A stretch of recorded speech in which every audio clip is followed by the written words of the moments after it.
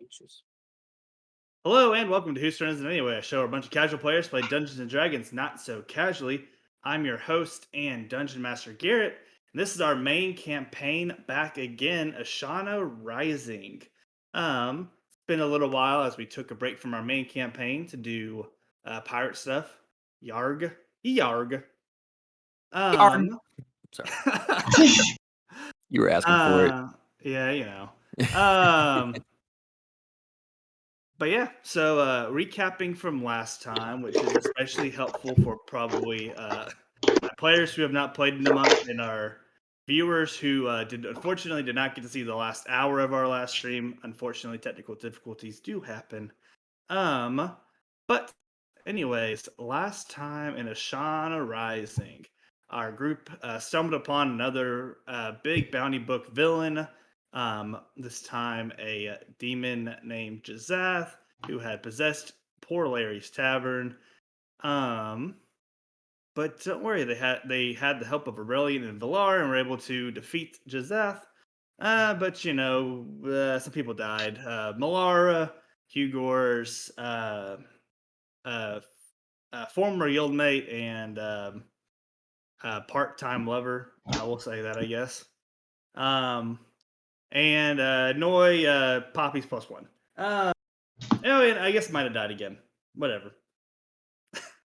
Um, so Godric, having finished his tasks, was able to um, talk to Kirla, who the speaker of the Raven Queen, um, who told him that he could sacrifice some of his question answers for to bring people back to life. He only did one, which was whether or not he would or where Lucius Bonner was.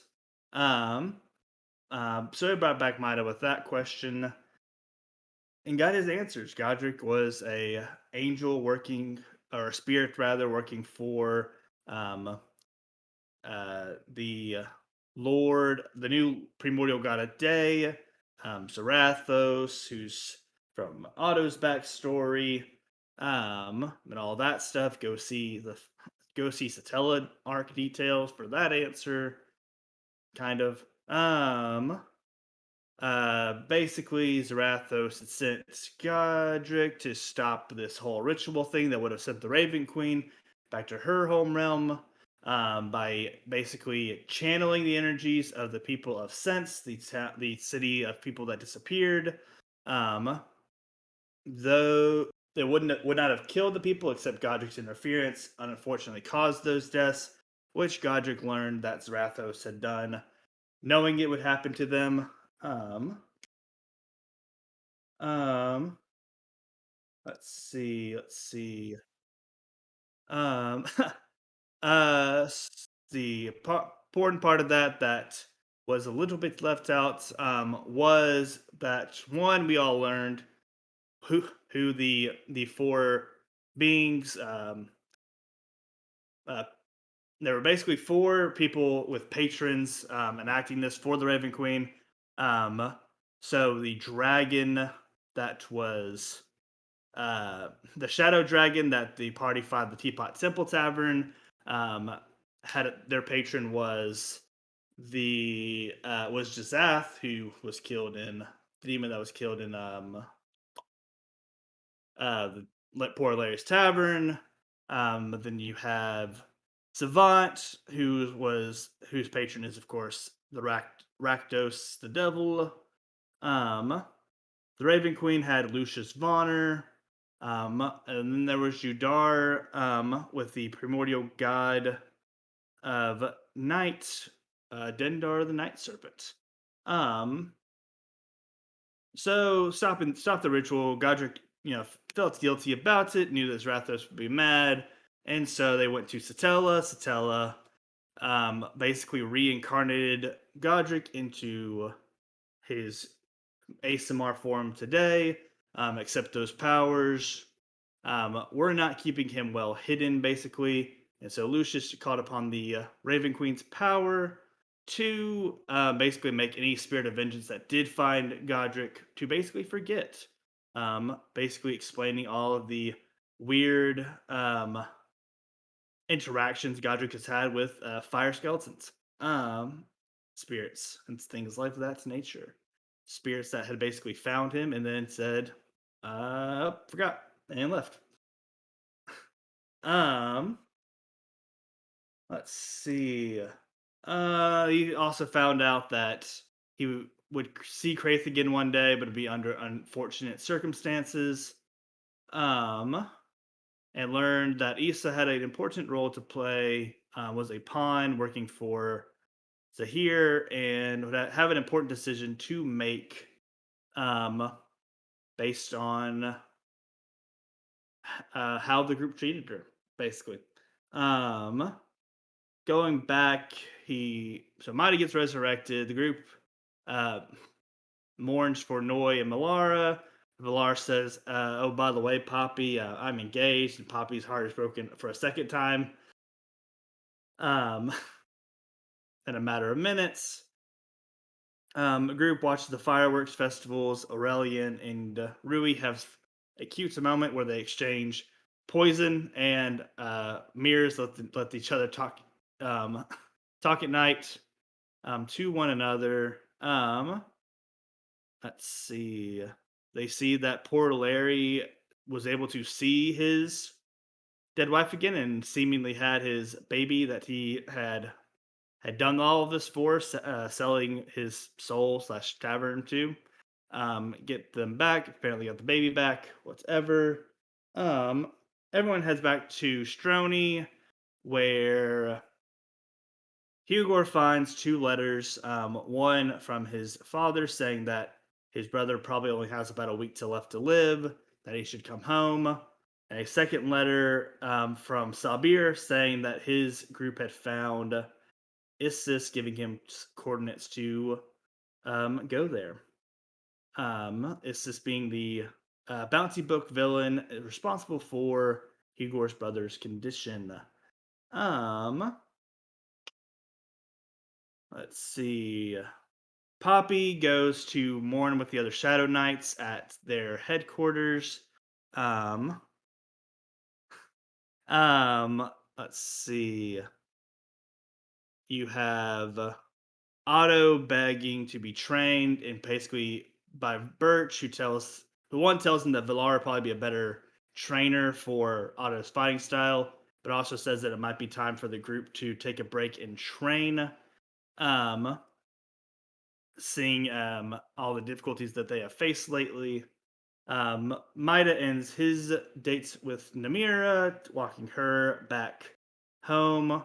One thing I will also retroactively slip in there is that Namira tells you that you all are expected to be at a meeting in the morning with the advisors, go over what happened, talk about what's next for you all.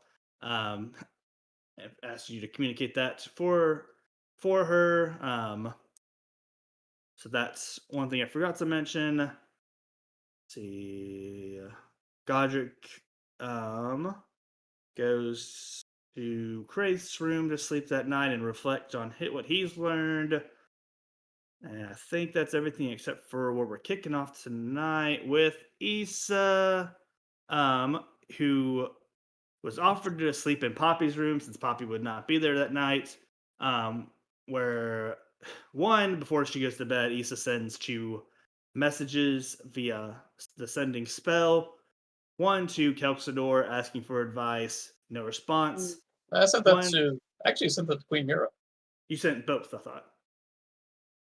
So you sent two sending spells. Yeah, the other one was just "I miss you" to the deck.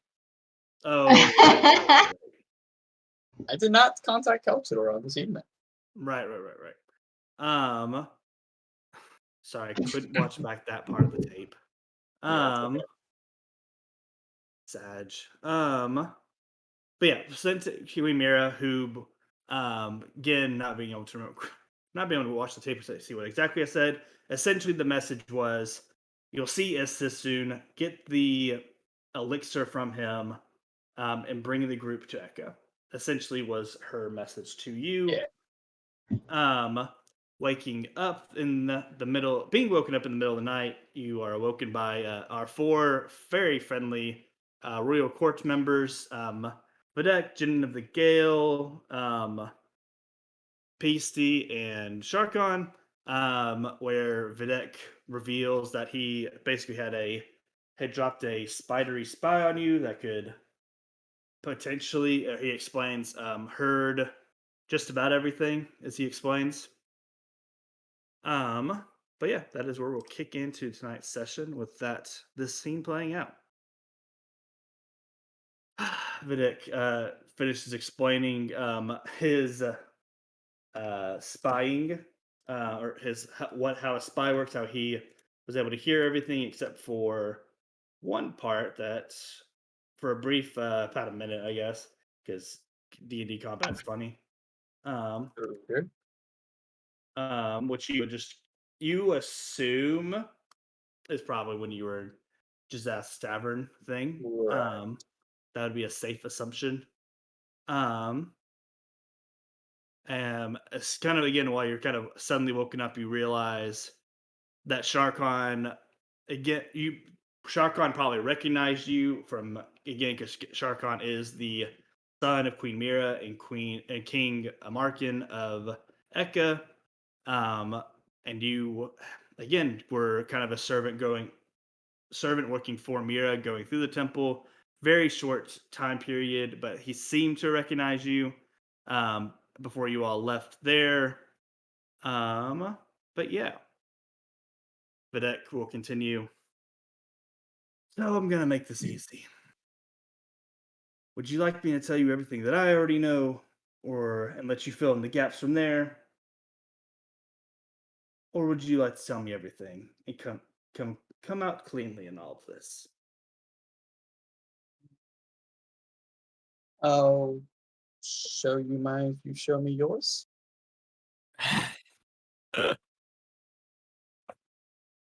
So here's what I've. I don't know. That sounded kind of friendly to me.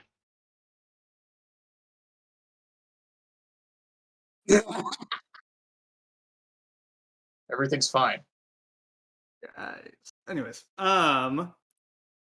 Peasty cuts in and says, "Videk, we are not threatening. We are, again, trying to find answers here. Issa, do you know where Kelsidor is right now?"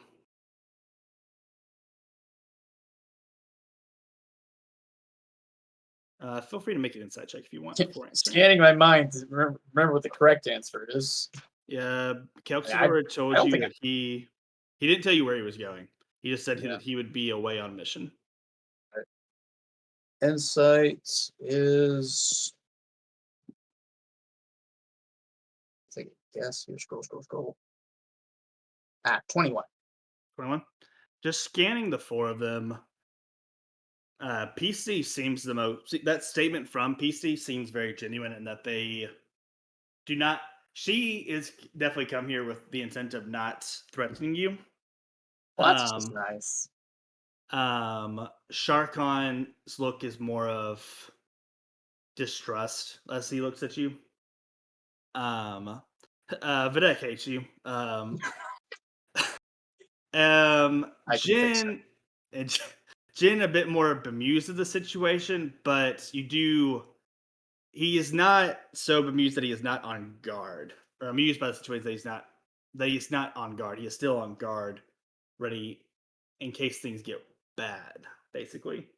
He has the jovial glint in his eye of a drunkard, but one who is sobered up just enough, and that glint is actually really fucking scary. Uh-huh. I'm answering the question. I do not know Kelsidor's present whereabouts. No.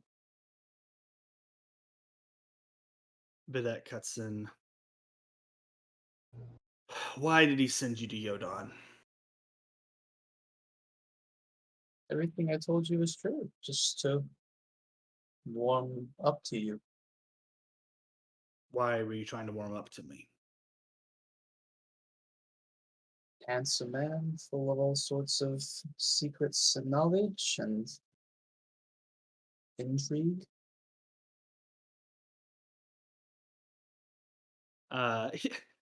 You see him put his hand on his dagger.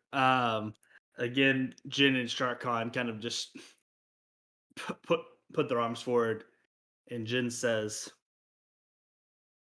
"And you sure you weren't on any kind of mission for Kelxidor?" Hmm, not one that I was aware of.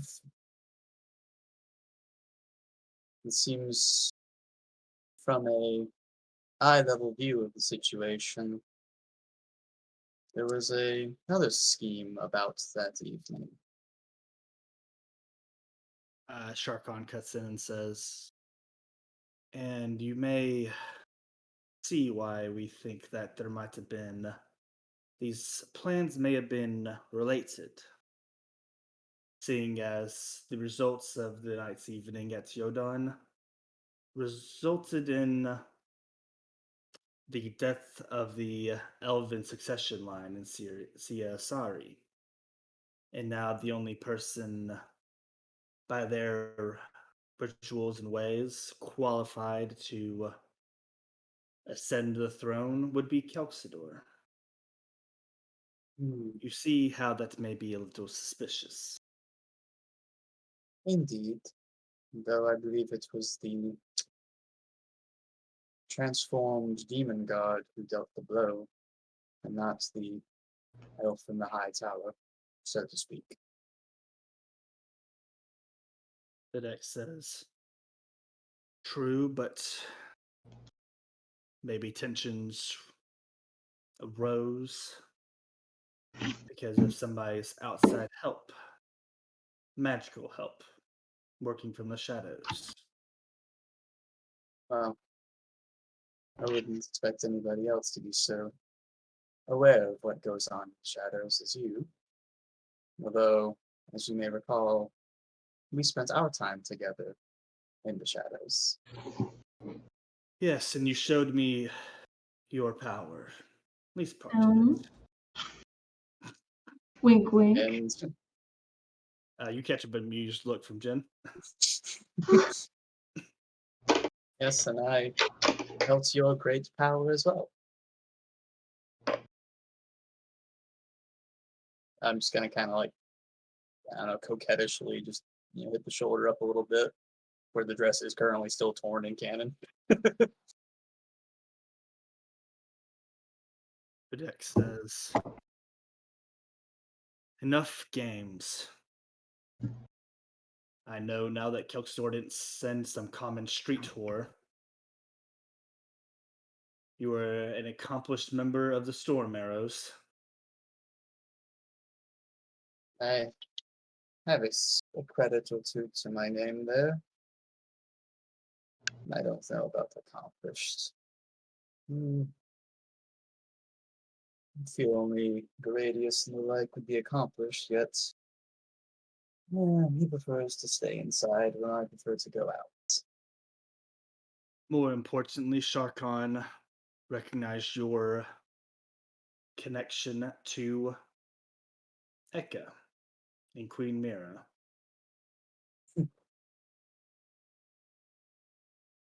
Yes, well, hello again, kinsman. It's been quite some time since either of us have been home, I'd say.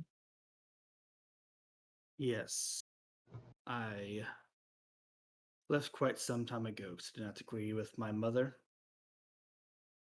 and did not recognize you at first, but I do remember that you were one of her servants after once I realized who you were. What does my mother have you do here in Ashana?"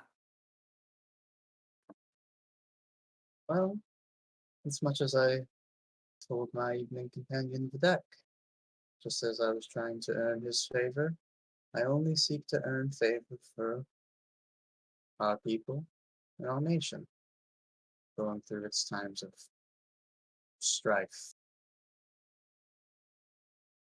So you hit up an alliance with Kelxidor then? Is that why Kelksador is in Echo right now? It's news to you. Make me roll performance check. I'm gonna try not to be phased, but Yeah, make a performance or deception check, whichever you want.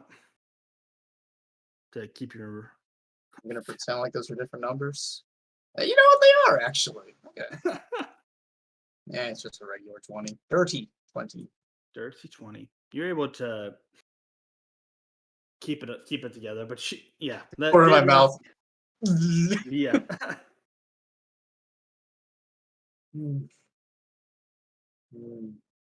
I was unaware of this location as per my previous statements.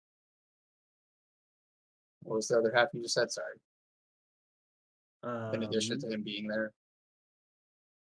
I don't think I'd gotten that. I think I just cut myself off. But I'll keep going. Maybe I'll say it again.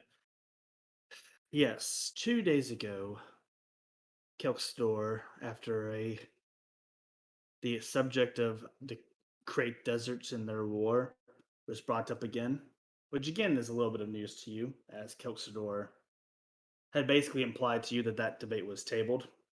All right. Okay. The thing I remembered was you asked me if I formed an alliance. Right. But you carry on. It'll come up. Yeah. So 2 days ago, and again, the king rebutted that he wasn't sure if they should help either side, given what he's learned of Estrax's interference in crates and the dubious nature of their king's assassination and whether or not his old friends, King Markin and Queen Mira, were involved in it. So Kelksador, saying it was out of the kindness of his heart, agreed to go investigate the matter. And now you can see why the four of us might assume this may have been a part of a larger plan. A good excuse for Kelksador to be out to the nation, outside of blame for when he becomes the clear successor to the Elven nation. While he's out benefiting Queen Mira's war. Going to mouth words to the deck right now. No sound. Okay. I'm going to mouth them. Okay. And I'm just going to try to get the message across. Try to ask, is this room secure?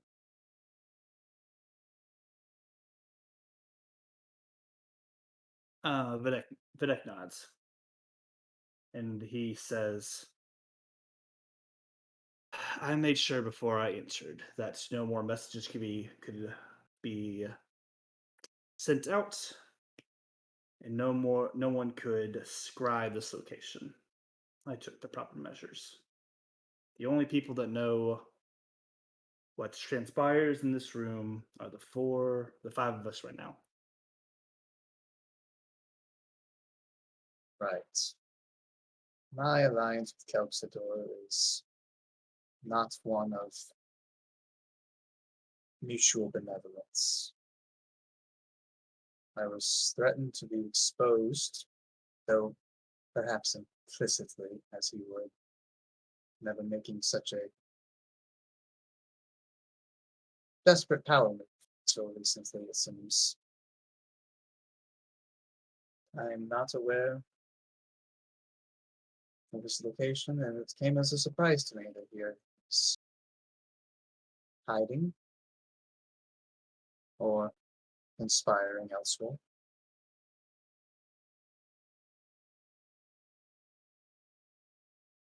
I fear he has his own ways of listening in on us. He has intercepted a message from me before.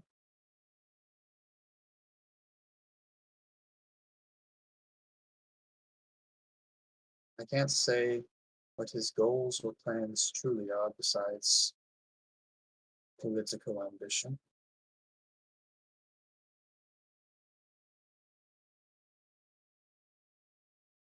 But it does bring me some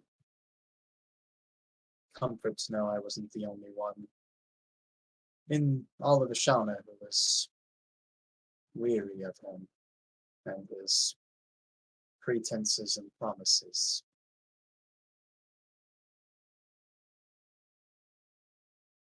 PC and Videk trade looks, and PC says, "Her rings were read true to me. How about you, Videk?" Videk says, "They ring true to me as well." Sharkan says, "What was Kelpsor threatening to expose you of?"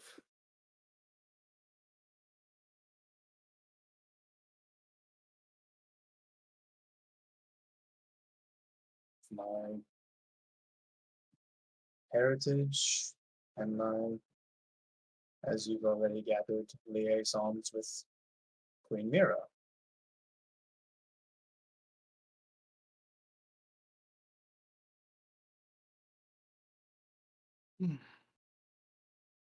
And what exactly has my mother commanded you to do in Ashana again?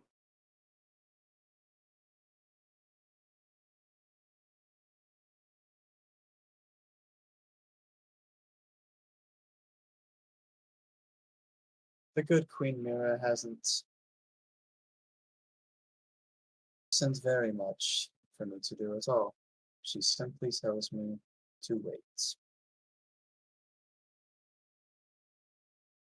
Videk says, "Is that what her last message said to you? My spider only would not let me hear what message you received back, only what you spoke to her."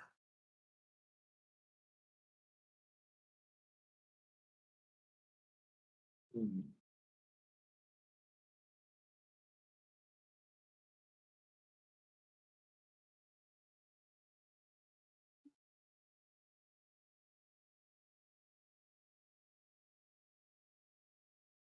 Okay, quick timeout. Just quick out of character.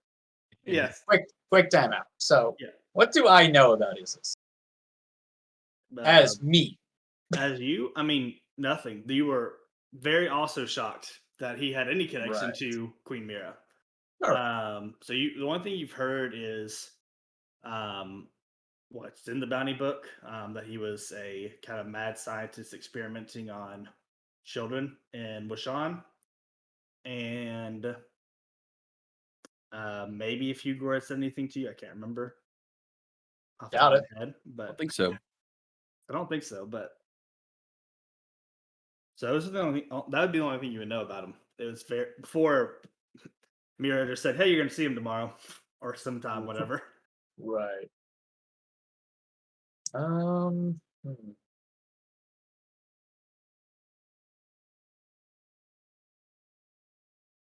Well, back to in character mode. I was given a most troubling transmission in response. I was told to await contact with one Isis of the bounty book, with no further elaboration.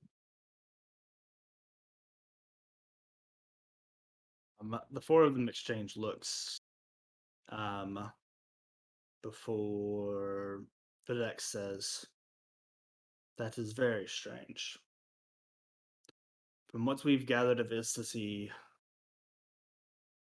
largely works alone. Besides with what monsters he creates himself."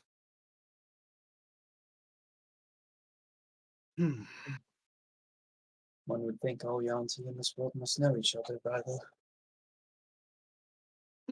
current rate of affairs.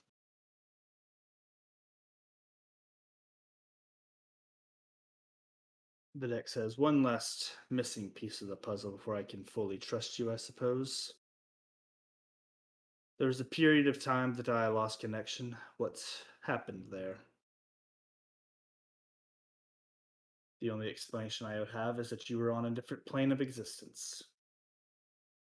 All within the confines of the demon Jazath. And they all really exchange looks now. And Sharkon says, They are rolling so many insight checks and just saying, "What the fuck, really? "Yeah, I know, right? Really?" What? Sharkon says, Jazath, how did your group stumble upon another bounty book villain?"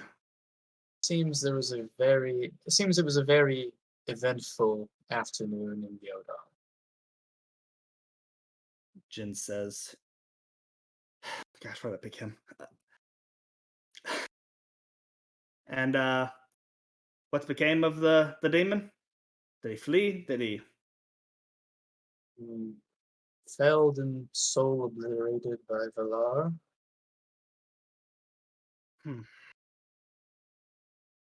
Valar is quite good at his job. With assistance, of course, of Aurelian of Yodon. Noble samurai, that's one indeed. Bedek says, "Now certain are you of their destruction?"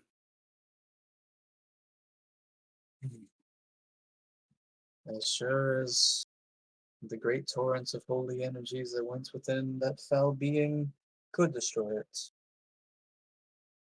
Perhaps it was stalling, buying time, but it didn't seem to go peacefully into that night.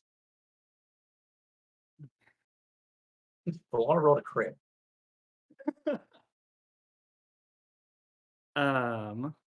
PC says, you can tell that Videk and Sharkon and Jin want to say a lot more, but PC cuts in and says, "You have been very insightful." You said this conversation has been very insightful. One last thing before we go. Has any of your group been compromised?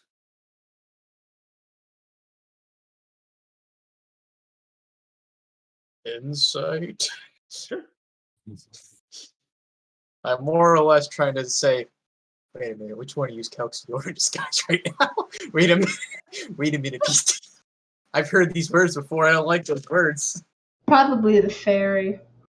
Oh god. I rolled a 14? 14. 13 for insight.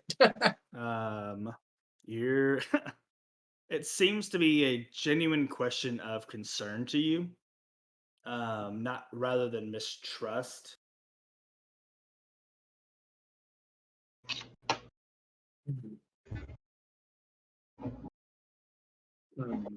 Let's see. I don't believe any of them are actively seeking the destruction of the world, if that's your sort of definition of compromise. I believe they are all mourning great recent tragedies in their own ways. PC follows up that up with, They so you trust them?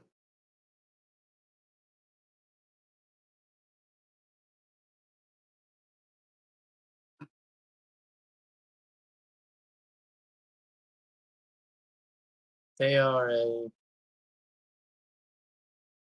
mixed sort of party. I mean that by faction and personage and trustworthiness, yes. There are among them those who wear their hearts on their sleeve and quite openly divulge their secrets and their intentions and all the other things usually locked up inside of our minds. Also among them there are islands, those who wish to keep it all on the inside and don't open up very much to others, don't open up very much of their intentions.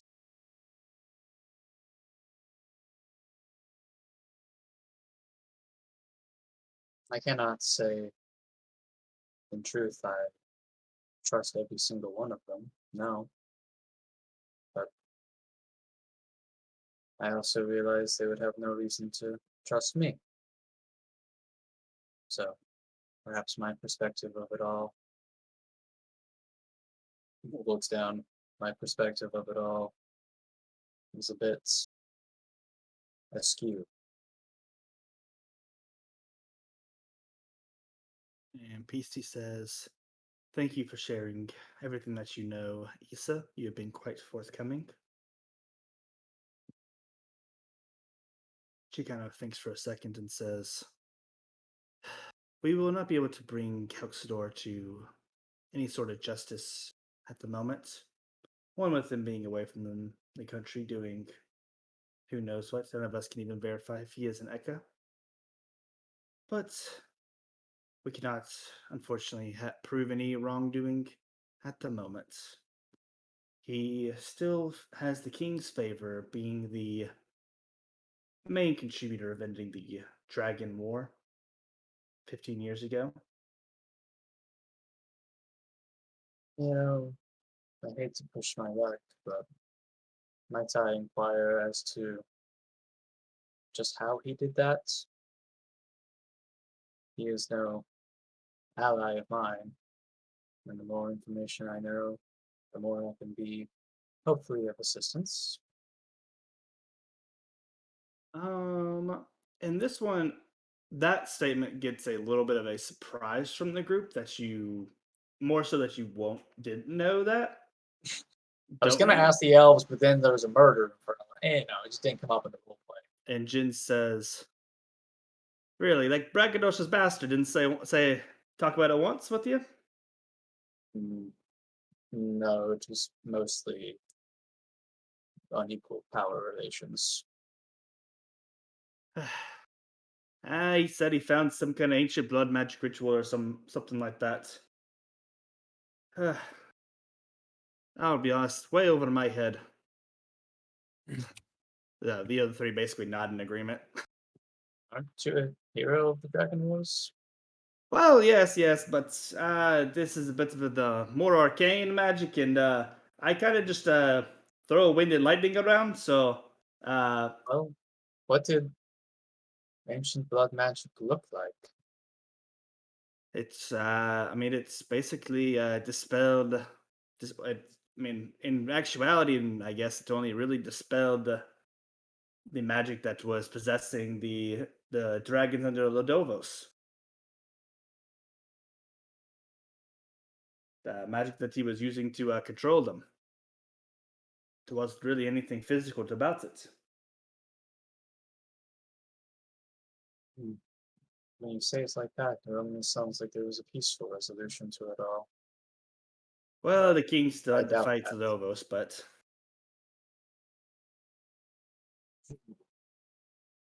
Right. So there's nothing we can do about Kelxador. The King's Court has no ability to enter other nations, infiltrate, subvert. Sorry, outside of perspective of the nation. Shotgun says, "Not when the king has ordered us not to." Kelxador was only, again, assuming he did go there, was only able to go under special exception granted by the king himself. I don't assume it was a holiday. And though the king may have an aloof demeanor about him, no, I won't press further. I too know how it feels to have to answer to a higher power. The deck says, "But we will. So not be the end of our investigation. I will still be looking to find any more tangible dirt we can get on Kelkstore. Your testimony would prove quite fruitful, I believe, when it comes to that." Am I to be subpoenaed? Let's part now and thank you. FedEx says very begrudgingly for all the help that you provided.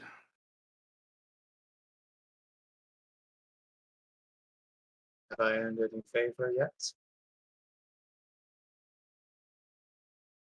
Didn't kill you.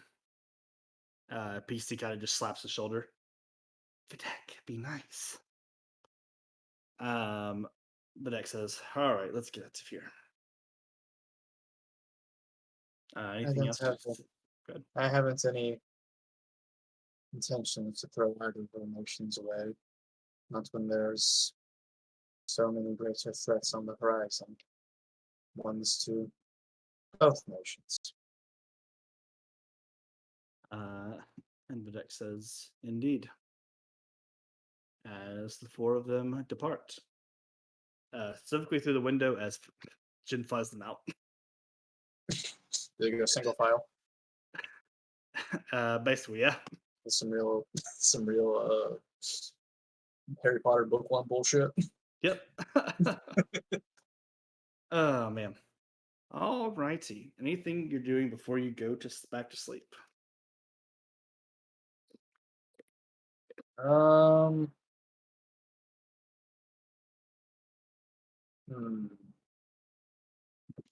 if I go to sleep, I get a level, so that's pretty tempting.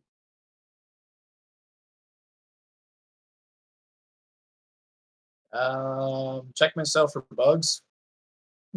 You check thoroughly. There are no more. You do not find any spiders on you. Good. Ugh.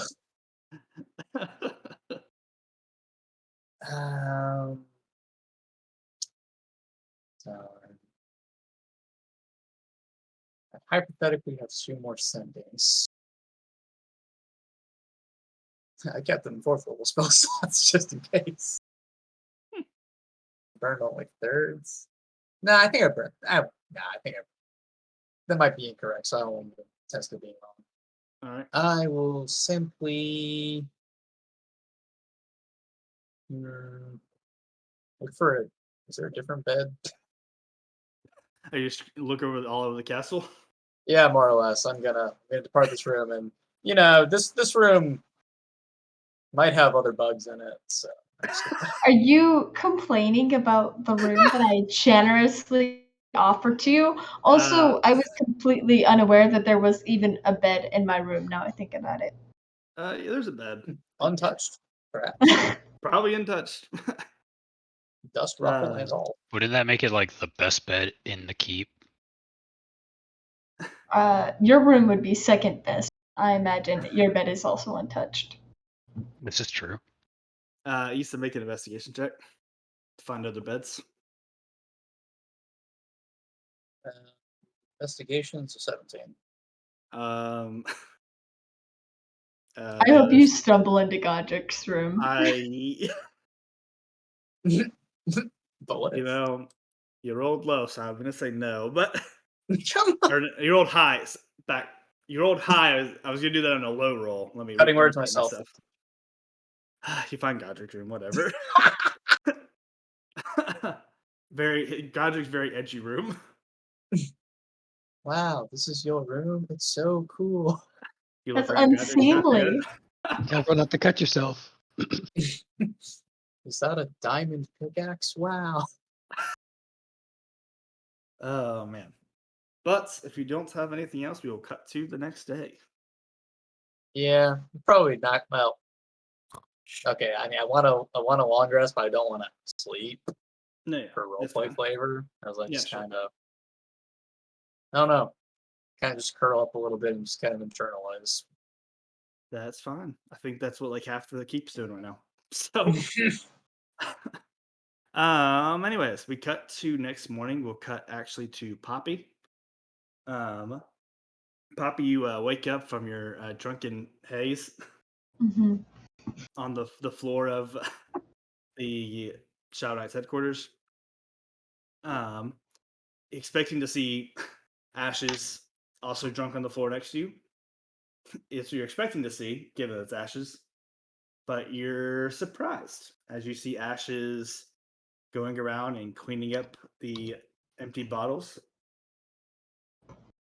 Oh, cleaning up the keep. you're up early. Cleaning before we do noise send off later. Oh, yeah, that makes sense. I would have helped. I usually It's don't sleep, but the drink got to me. it's fine, Poppy.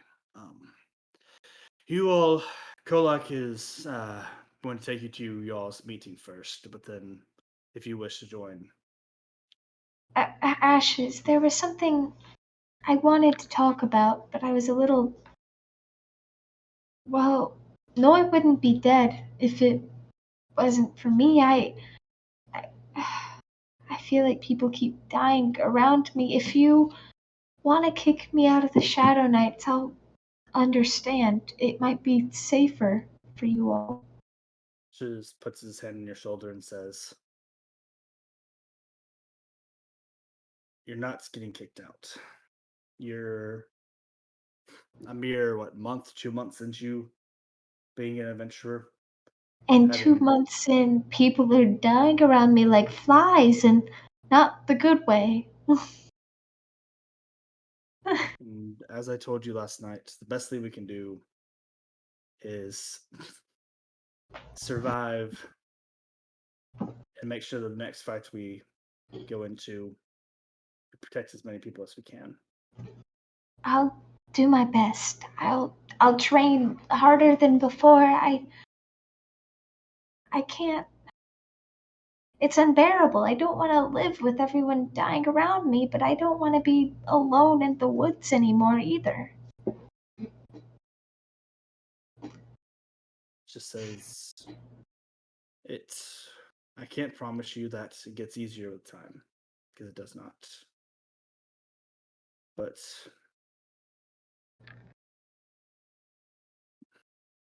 all the times that you will one day find that you were strong enough and you were glad to be around, because if you weren't around, then more people would have died. Those are the moments that we live for." Ashes, will you die one day? Hopefully alcohol poisoning. Yeah, I guess that would be something nice to hope for. I don't know if I die. I mean, I'm not going to tempt you to try. Again, your group has a weird experience with bringing people back to life. Usually not a thing that happens. Again, I can't reiterate that enough. I mean, even before all the magic, I don't think my kind dies from old age like everybody else. And well, I'm starting to feel like I'm destined to watch the people around me die forever. And Ashes, as cool as a cucumber as ever, says, "Well, the only other Dompier that I knew was Waylon. And he's still alive, as far as I know, so." Oh yeah, he's my brother. Huh? Oh, I'm a demon princess or something like that. It's been a traumatic past week.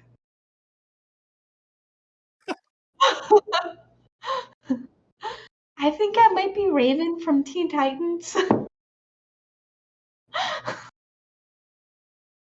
Ashes says, "I think you might still be drunk." No.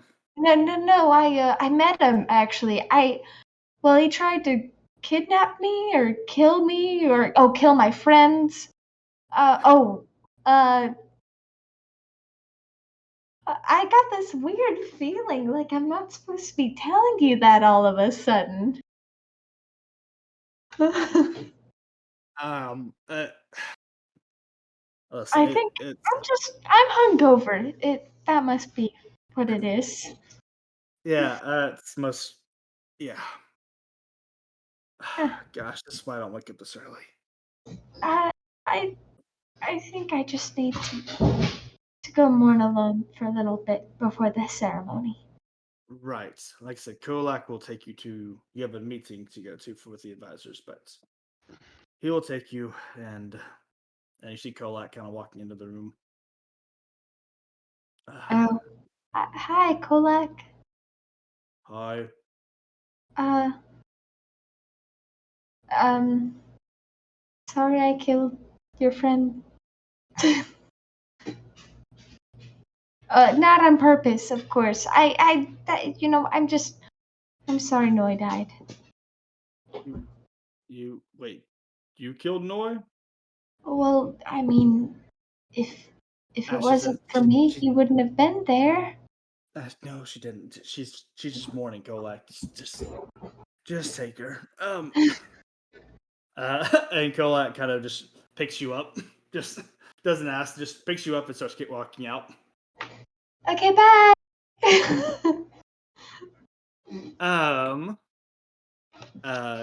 Cutting back to the keep. Again, Midas the only one with the information to tell everyone that there's a meeting.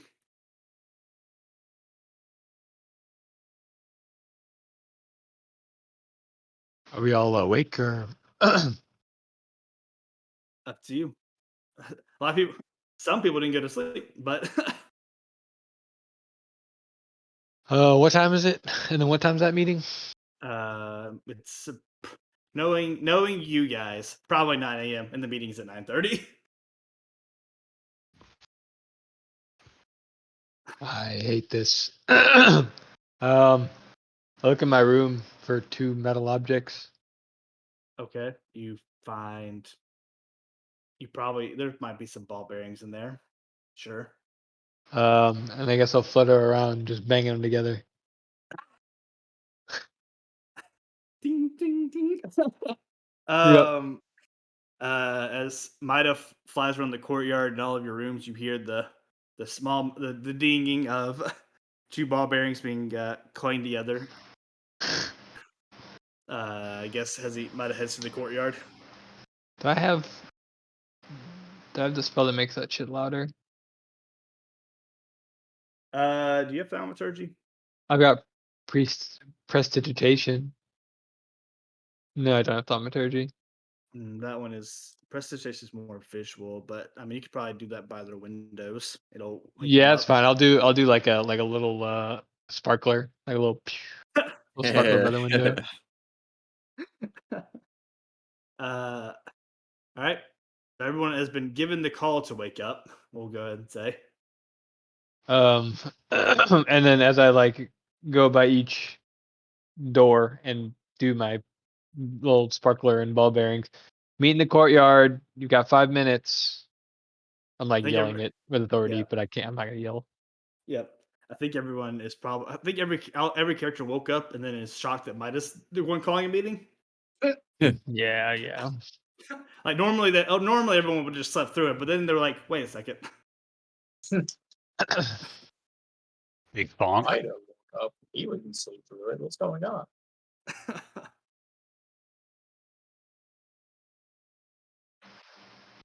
You see Issa is standing up and starting to just dust off her clothes, still ripped. Very unseemly.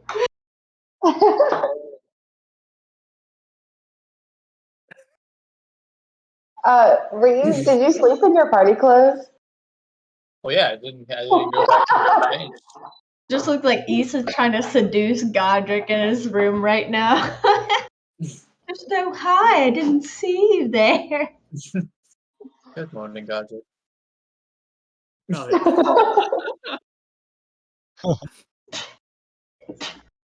am going to bless you. Oh, Thank you. I'm Good gonna, now. I'm gonna get up and because I am so in love with my elven dress, I'm gonna continue to wear it.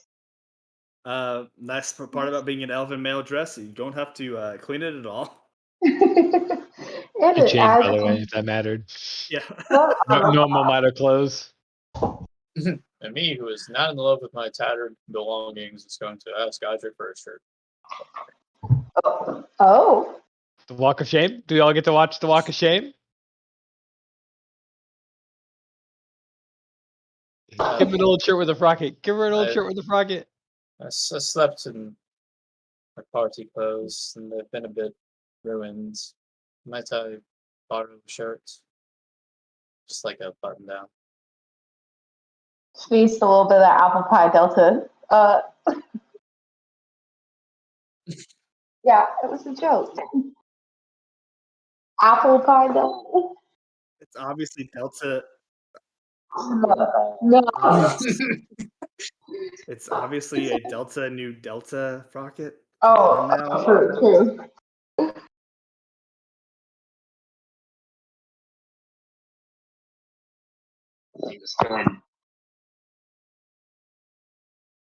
I think you misunderstand the quality of what I'm wearing right now. I'm just like covering up slowly. It's just, there's holes at this point. It's not great. You know, Godric is also still in his party clothes.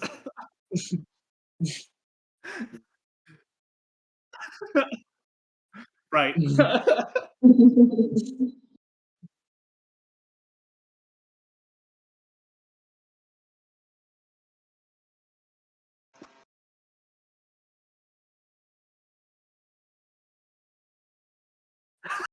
Oh, no. I was waiting for the show to start.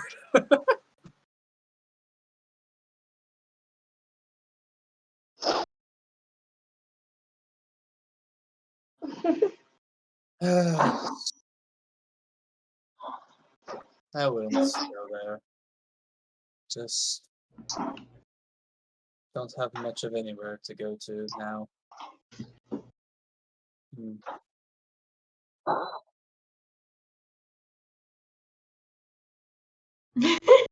I don't want you to see me, Willie.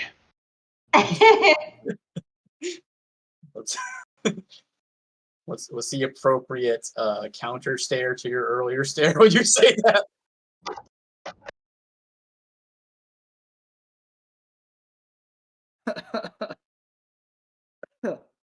Oh, Yeah, gosh. I'm going to throw on the old shirt and take my leave. All right. I'm gonna check the door to see if there's a sock on it. No. There's not, and I will keep on going. Oh gosh. Hugor, how are you waking up, bud? Silently and sadly.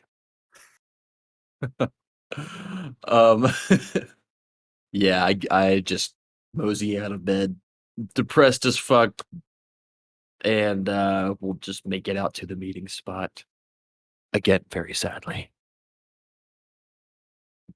Did I emphasize the sadly?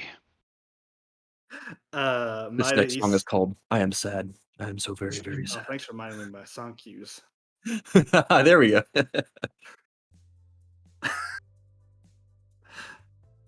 Does mess the mood, but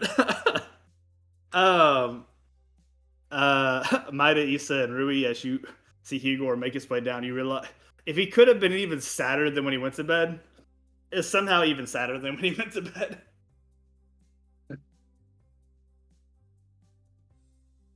Otto, Mhm. how are you? Are you making your way down? I'm making my way downtown. All right, and I got you. Give us me after you change. You head up. All right. I assume Mida take it away. It's your meeting.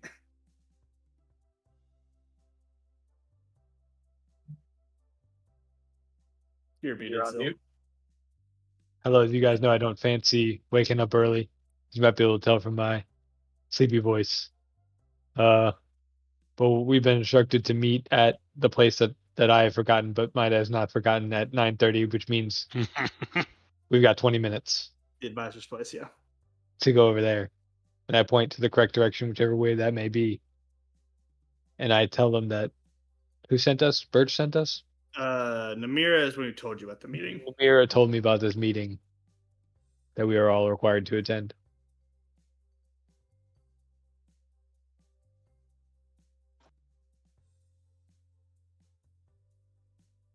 Well, what are we waiting on?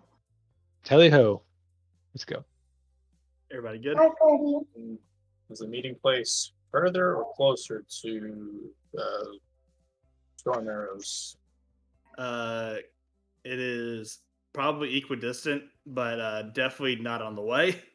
Damn. Oh well. Guess I'm going there and got your shirt and some torn clothes. What you gonna do? DM said so.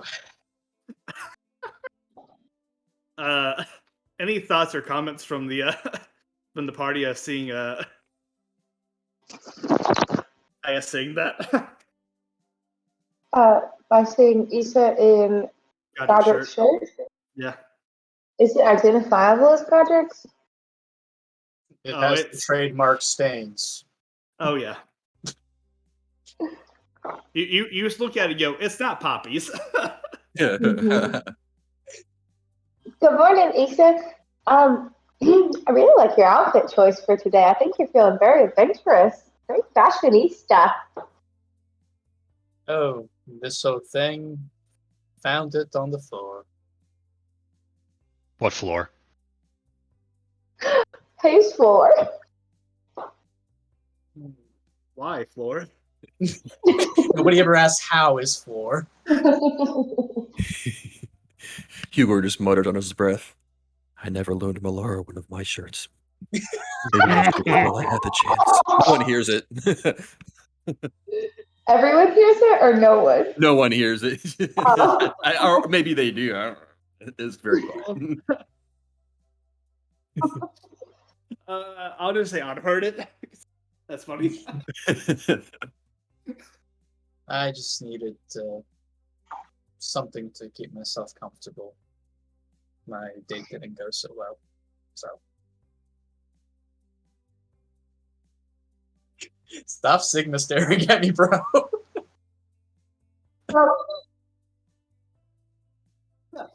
He's Barry not looking at you. Well, Issa, I'm so sorry to hear your date didn't go very well. But there's, as they say, plenty fish in the sea or snakes in the jungle. From the desert, but I appreciate your attempt. Oh, well, about that counts. And if you want to talk about it, I'm happy to go to listen. No, I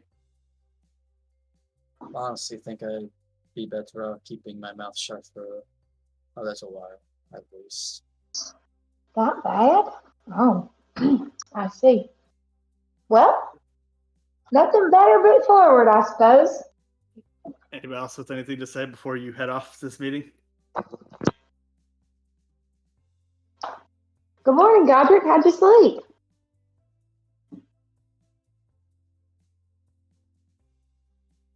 No more nightmares?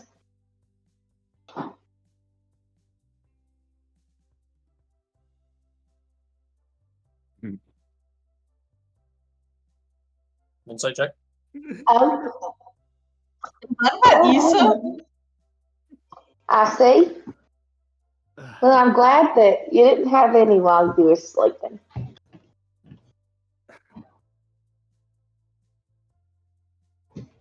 All right. Well, I'm ready. All right, let's get to this meeting. Haven't missed a beat, guys. Yep. Yep. It's us. All right. Notably, also at this meeting, so your advisors are here, plus Yachi, who I guess is not an official advisor, but is always with Courtier. But also notably arriving kind of just like half a minute behind y'all is Birch and Ashes.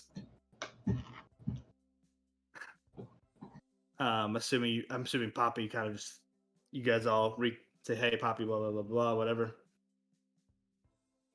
How's Poppy looking? Bad. Just very sad and quiet. And those are both bad for Poppy. I have an out of the character question. Yes. Out of the character. Are these color coded by the guilds? Because I'm just used to red circles, meaning that people are dead. Yes, these are color coded by the guild. So, Cool. all right. The red circle reminds me of Craze. Oh no, Valar's here. I'm triggered.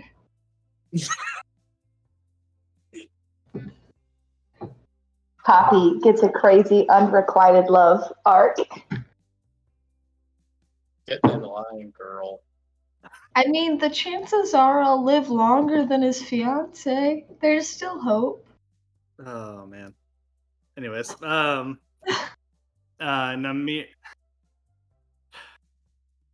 Namira says,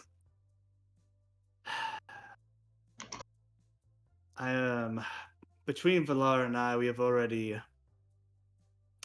caught the rest of the advisors up on what transpired yesterday with both the Silver Stars Festival and Jazath, and the almost war with the Elven Nation and all of that. So no need to recount that with any of them. But now it is time for us all to talk, or time for us to speak about next steps for this group.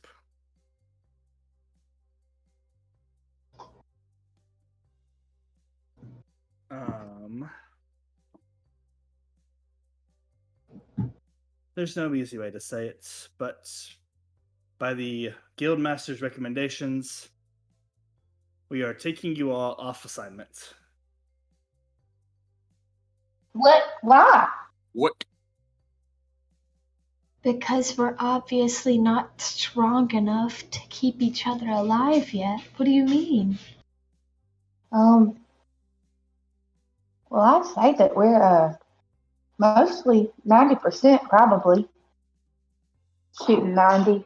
I'd say 900 maybe. That's the phrase I'm looking for. What sport is that? Usually when you're dealing with people's lives, you kind of aim for batting 1,000. I What? mean, What's it's batting been- 1,000? It's been what, maybe 1-2 weeks since Graith died, and now this. I Wait think a it's minute, been like what 3 days actually. What Sorry. 1,000 things are we Has it batting? really not been that long? Are we like batting them away? What is Garrett, going on can here? you I'll give an actual count in a second. Hold on. remind me out of character real quick? If that's the case, then I don't think I would have been so insensitive. Well, Because I definitely thought it had been at least like 2 weeks. It has been 5 days. Okay, yeah. Yeah. I don't think Yeah. I would have said that. I'm going to back. Yeah, I think I was talking to Garrett the other day, like out of game, and he was like, "Yeah, it's only been a few days since Kraith died," and I'm like, Yeah. More or Yeah. less. Time moves a lot slower in the game. So yeah, so no one made any comments when they said they're taking us off assignment then. I mean, I saw Poppy. Why? Oh no, I I only okay. responded to Rui, but if Rui didn't say that, then never mind. mean, I assume we were still going forward with the why are we taking off assignment, and then your response to that. Got it. We'll pick up from that being the last thing said. Your kind of explanation against that. So basically, the last. Go ahead. Jazath is the one that you just fought. Barris is the one that transformed Sebastian.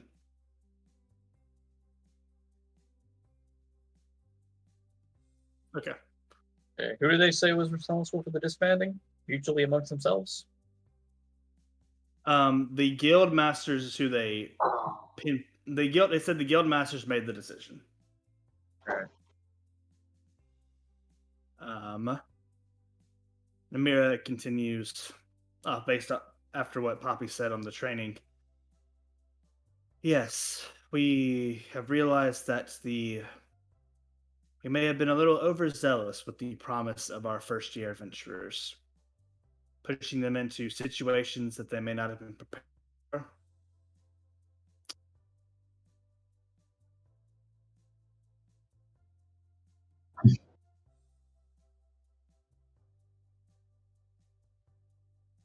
I think we might be mad. We just attract madness. Mira says, it is true. Your group does have a higher tendency than most for attracting the nation's leading threats and all of that. But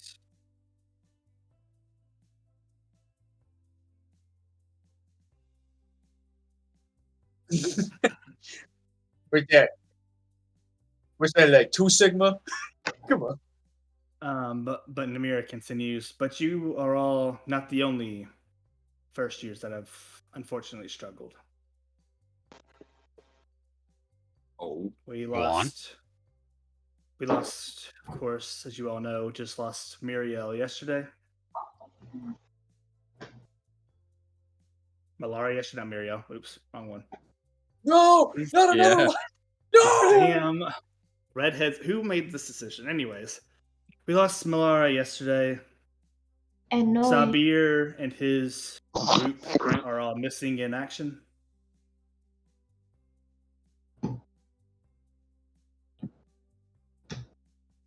Yes, that is the wrong girl. Very much the wrong girl.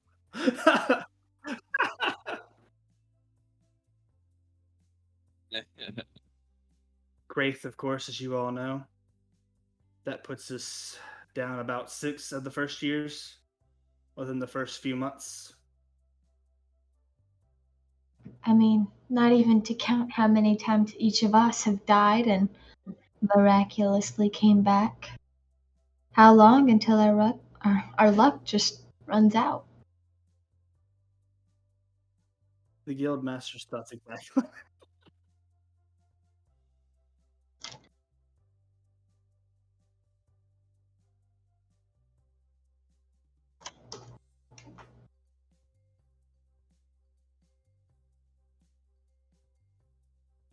We have started assigning all the first years mentors within the guild to train them. Your group has us as advisors to help train you, but you all will not be allowed to leave the city as you focus on your training. That we sounds won't like be it's allowed to leave the city. He already said that out loud. No. I out of character. I would just was clarifying. We Yes, can't yes. leave the city. That is correct. Yeah.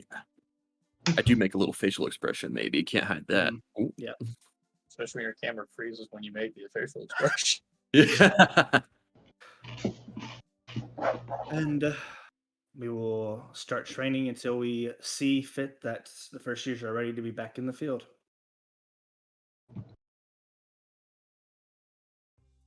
It is all the first years, yes. Everyone who is left.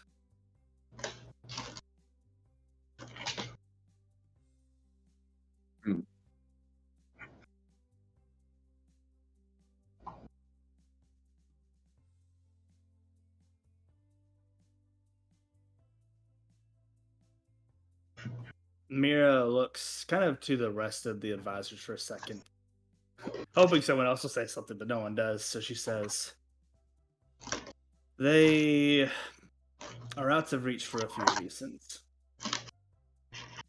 Are they dead? Missing in action. But they left not on guild duty, pursuing their own interests. And they've also crossed the border into the Underdark. Oh.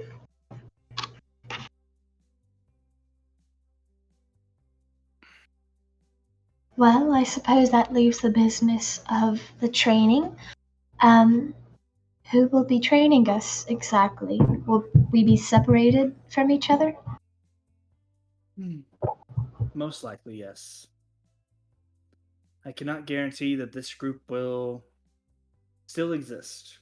at the post training, at the finish of training. Like we said before, this group was meant to be a proof that uniting across the guild, uniting the guilds together to cover an array of specialties would prove that we are stronger together. Unfortunately, there are higher ups now who believe that this group is a failed concept. Oh. Higher up. Sorry.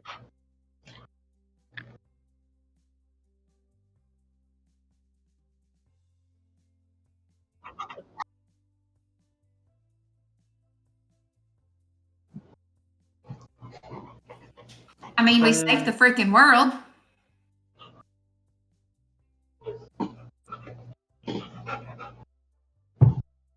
Fair enough. And I think everyone in this room sees your accomplishments.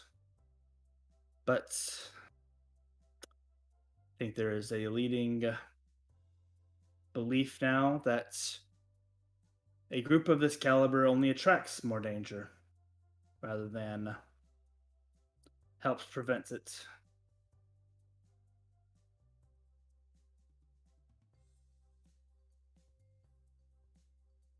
You can make an insight check, yeah.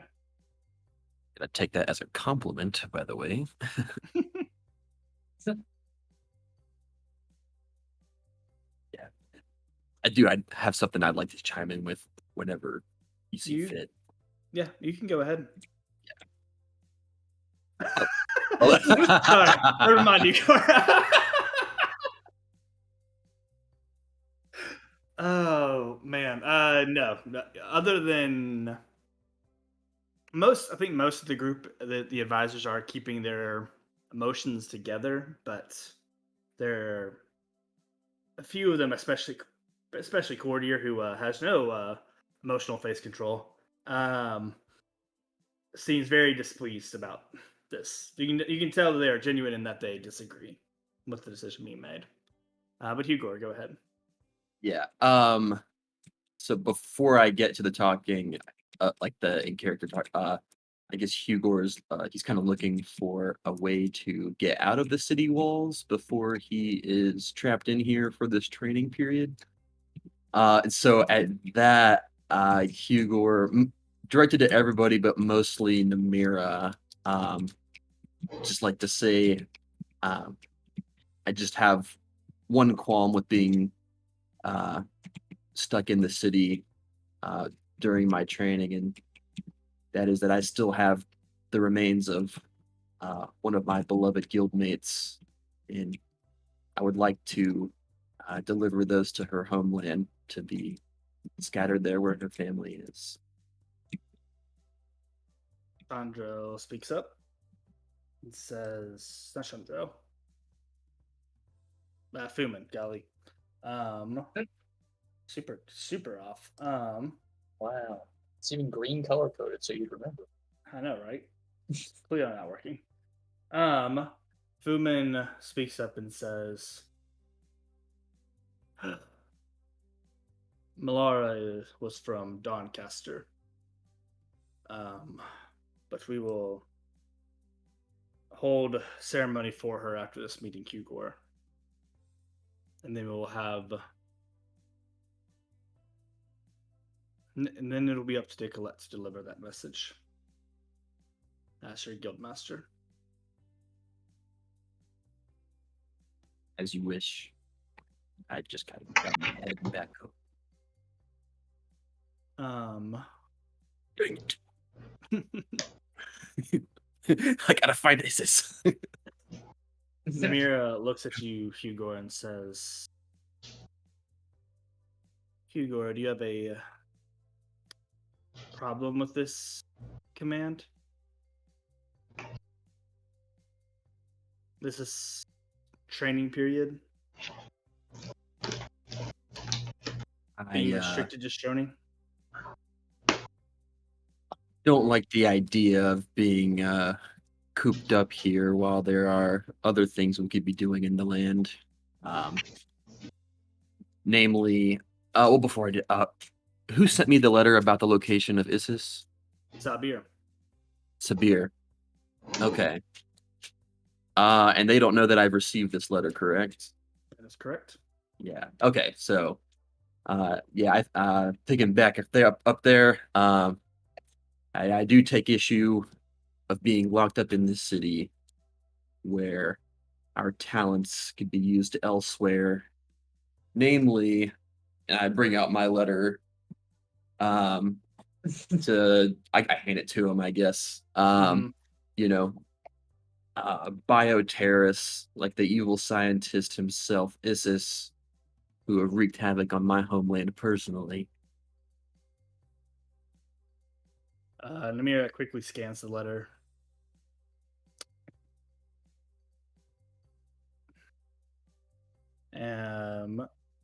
She folds it up and hands it back to you and says, "Thank you for bringing this to our attention, Hugor. With exact coordinates, we might be able to go help them." And you can tell that she's trying to formulate a plan in her head. Mhm.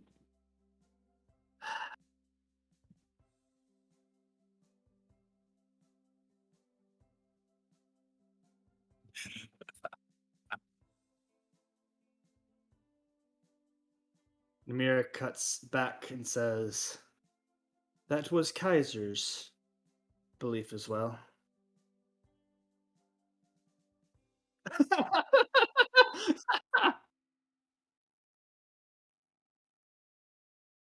I'll chime in. Namira, you know I cannot stay here. Yes, I can see that this matter is a bit personal to you. But I can also see that you are grieving.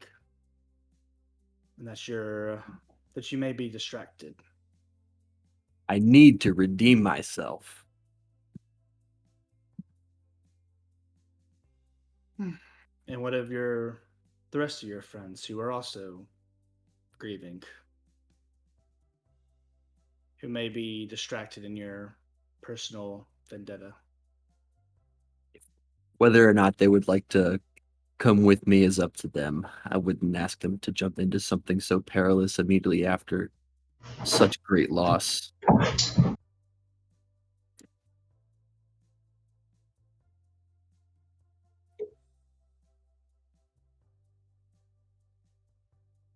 would think you guys know like the basic He's gist. mentioned it.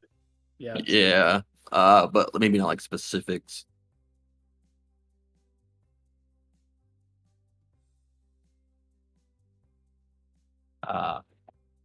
This is the reason for my brother's condition. Well, I don't think we've talked about the specifics. I mean, I assume he's like bedridden, like ready to kill over at any second, but he is like an evil scientist and who has like been experimenting on everyone in my village, not just the men, but the women and the children too.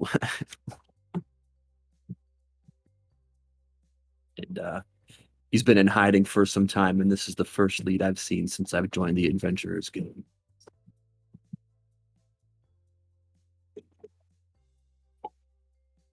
Oh yeah, yeah, it is. The buzzword for God. Friendship with Kraith ended. My new best friend is cute. You see the first little inkling of a grin of today, through Hugor's sadness, and then it fades. I'm very sad. Namira looks at the rest of you and sees how you respond, I guess, to this news, to Hugor saying that you can stay or go, I guess.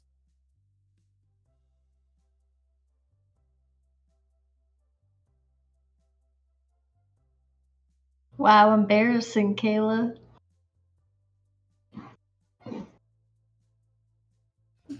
Okay, there we go. It's because my push to talk is the number 0 on my keypad, and my numlock was not correct. It keeps turning off. I don't know what's happening. Is Hugo saying that we can stay or go with him to get this vengeance? It is up to you. And so far, who has joined on? Godric? It's Godric. Yo, I'm down.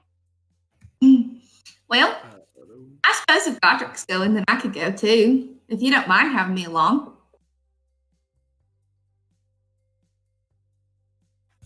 Hugo, that was a question for you.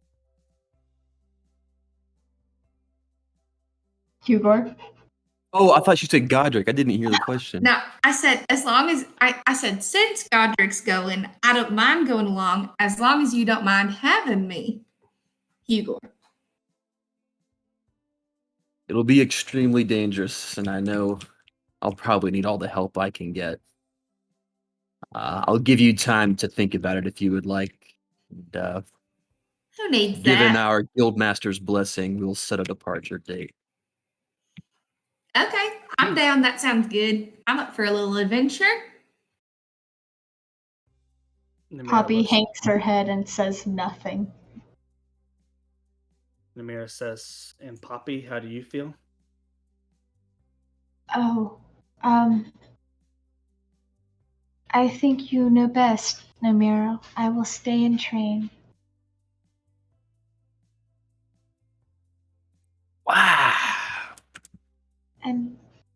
I'm sorry, I don't think I'm strong enough to protect anyone, Hugo. I can't go. That is, of course, fine, Poppy. I will hold nothing against you.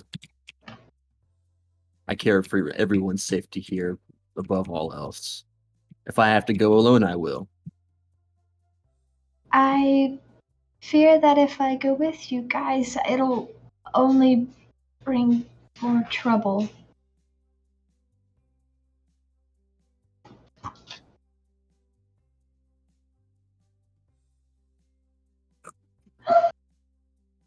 Oh. Don't you remember? But well, one of them was me. And was it Godric? Yes, it was. Out of character. All right, and it was me and you. But I look at you just really sad and a little ashamed, and I said, we couldn't save Kraith.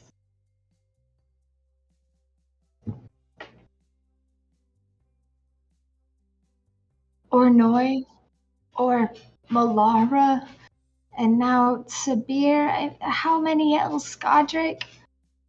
I don't know how many more people I can watch die. It would break my heart to see you die. And my heart already feels so broken. And I steal a glance at Valar and then quickly look away. Valar does a great job not showing any emotion.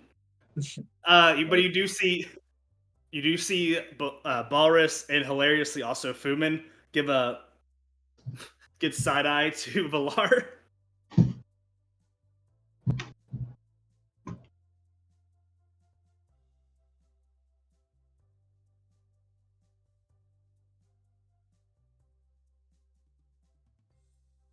Are you sure?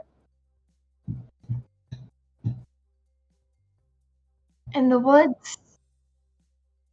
In the woods, we could hide from anything, and the fear of death was nothing but a distant dream, a fantasy even. This isn't my world, Godric. I'm not used to this.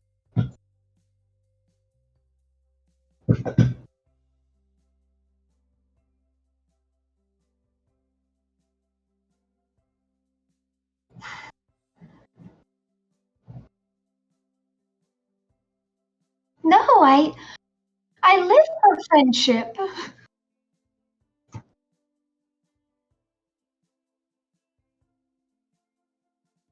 I look to Otto for answers. Yeah, wait, hold on. She wasn't alone in the wild. I was alone with Otto. I consider us a group unit. That's not that weird.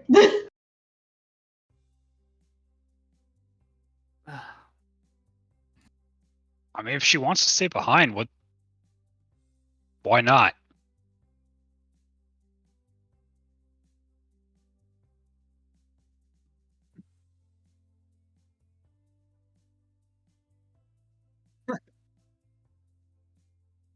No, I get it. I get it, both as Otto and not as Otto. And I kind of feel like me storming my guild is what started this.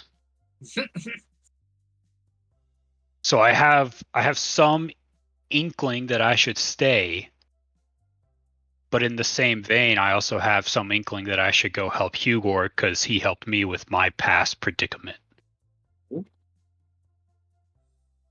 If only you could be in two places at once. Oh man. That's how it works. I don't want to leave Hugor or you, Godric, but I need a week to train, to focus again, and then I can follow. But I need a moment. Hugor, and just kind of flashing in the back of your head, the other letter you received, that your brother probably only has a week left to live. So you know that you don't have a week. Yeah. To do this mission.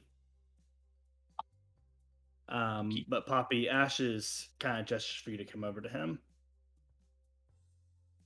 I do a little curtsy bow that I've learned, in my time being a civilized folk, and I walk over to Ash's. I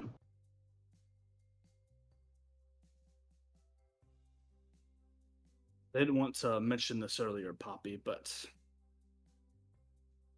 as part of that group that's missing, there is also a Shadow Knight. Severin is also with that group, which I know you may not be close, but there's another. It's not that, Ashes. What if I'm a bad luck charm? I mean, I'm not a fairy. I bring death everywhere I go. What if I'm the reason that people keep falling? I just can't help but think if I remove myself from this situation, they'll be safer. I mean, Did I ever tell you how I became a 2-time guildmaster? well, to be fair, I had assumed you just sort of drank and forgot.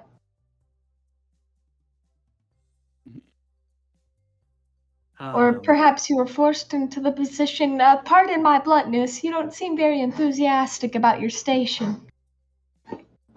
Yes. After the war, I slowly got disillusioned with being an adventurer.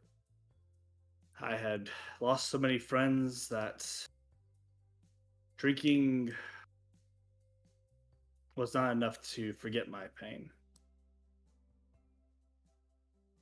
So I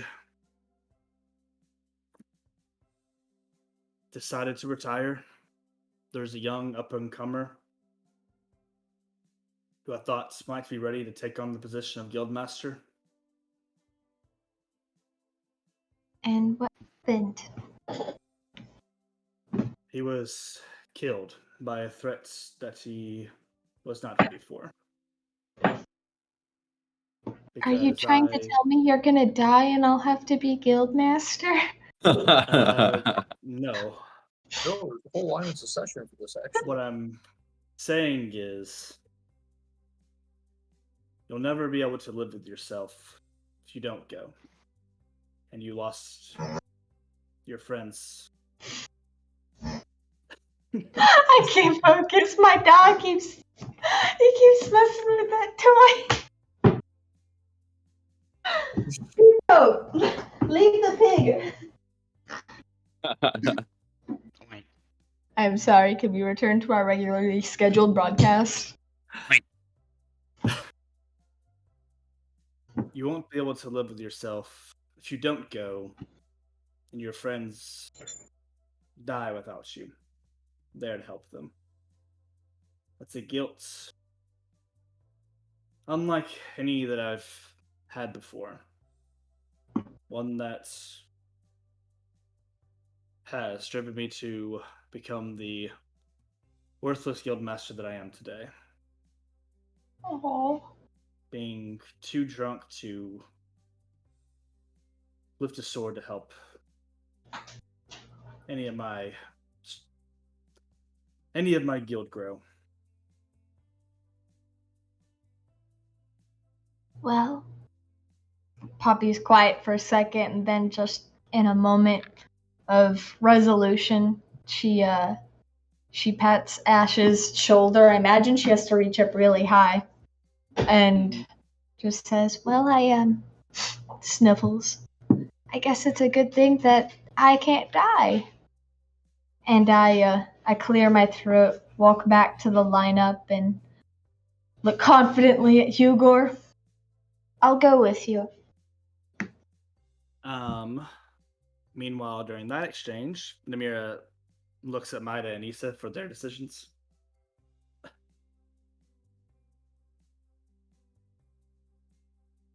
Now, this scientist, would you say that he might have procured some rare materials to use in experiments? Who are you directing this at? I guess the room. Anyone who knows about this scientist. Namira turns to look at Hugor to see if he answers. I don't know much about this scientist. Lie to me. Lie straight to my face. You what? Lie straight to my face. Lie to your face? Yeah. Hugor won't. You won't do it. I don't know. Maybe Lie to his face. maybe staying here and training and checking out the wandering merchants might be the move. Namira says there is every chance that he has procured rare materials. My neck snaps. Blink. Oh. The little bit of movement we have been able to track of him seems to have led to many of the cities of the Underdark. And assumedly many materials that would be not commonly found in Ashana. I'm in. Plus, you looked at me full confidence one time, said, "Oh yeah, I can get us both out of here," and you couldn't get either of us out of here. So how is anyone supposed to have your back if I'm not there? That's right, buddy. I put my hand in the center. There's no one else with a hand in. I'm not actually that socially mute. And Namira looks at Issa. The last decision standing.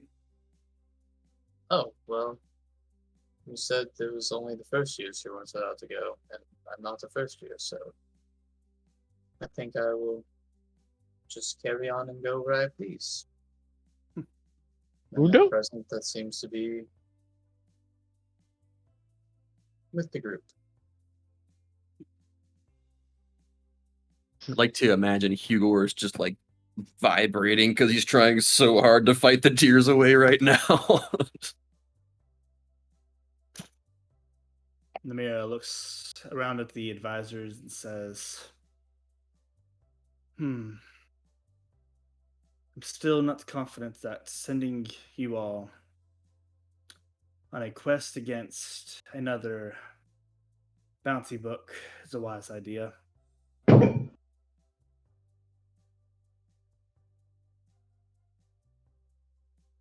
And that's when Balrus, of all people, raises his hand. and steps forward. I guess I'll go and help them.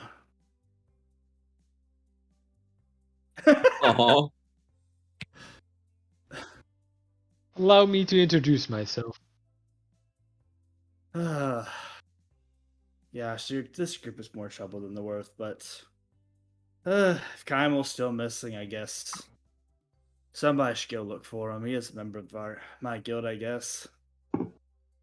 Oh, and if anyone's quick enough to get them out of there, if things get bad, it would be me. So I'll go with them as their advisor.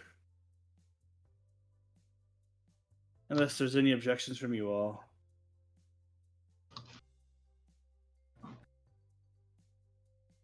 I mean, as long as you're confident that you can stay alive, I don't suppose it's a problem. I guess I'm pretty confident. But just to be clear, our group's purpose here will not be our group's primary purpose here, and this is the first time Balrus is seeming to be serious. Our group's primary purpose is to rescue our missing adventurers if they are still alive.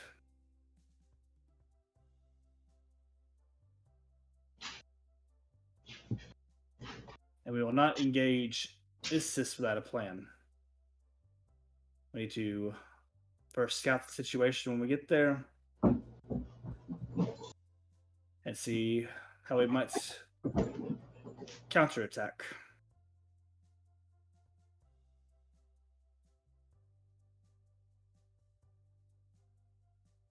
All agreed? Aye. Aye. Namir says, I will schedule a teleportation circle for Drosal in 1 hour. Expediency is best in this situation. Any more time lingering, and they are unlikely to still be alive by the time we get there. And worse yet, the trail may go cold. So we have time to shop? Say psych right now. Nira says, if you want to visit the bazaar or attend to anything else within the next hour, you may. Some of you I know have ceremonies to attend for your recently fallen comrades.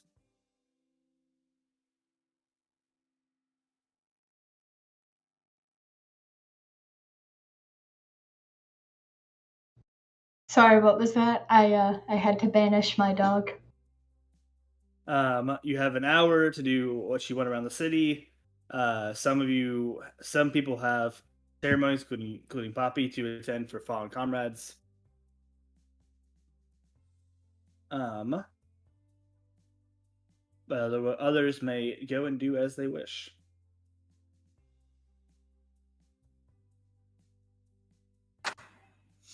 Poppy, Yes. do you need support in this hard time? I don't know if anyone can make me feel better right now, but if you want to go to the ceremony with me, it would be comforting, I think, to be around friends. Say less. I'll go with you if you would like me to come comfort you. So yeah, I'll just follow you. I don't really know where to go. Oh, I'll lead the way. It'll be with the other Shadow Knights. They will be glad to see people there, mourning Noi.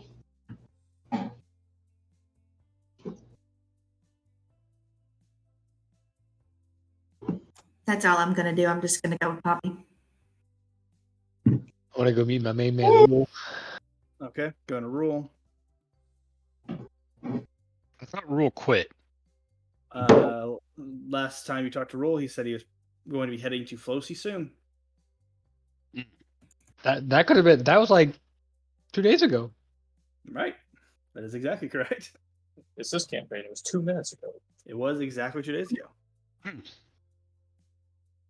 But you have a rule. We have a rule declaration. Hugor is going to Malara's funeral. I need to go to the Stormers and get clothes. Probably accurate. You can go somewhere else after that if you like. You know, I can't. I'll declare a market. Sure. That's my secondary. I didn't take ceremony this morning, so I can't do anything. So it would be inappropriate in multiple ways, also. He goes there. Minus going to market. Godric and Otto, what are you doing this next hour?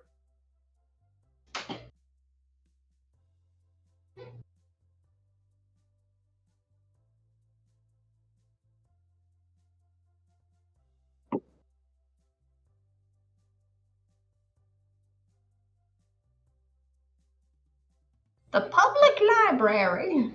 There is The probably forbidden section. there's a temple in town. Tim.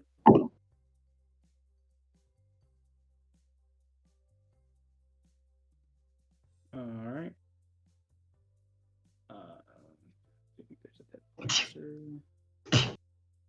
Thank you. I think I've got it is the god Palor is the who the temple is dedicated to. So given recent information, you have good reason to believe probably actually the Raven Queen. And Otto, what are you declaring? With Poppy. Oh. Go with Poppy.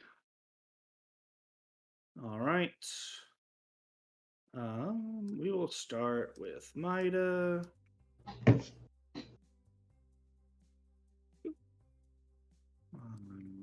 My main man.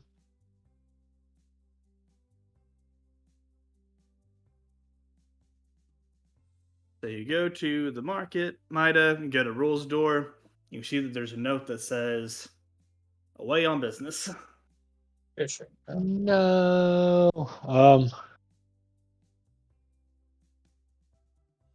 Then I guess I will go and attend the ceremony with all the other folks to mourn.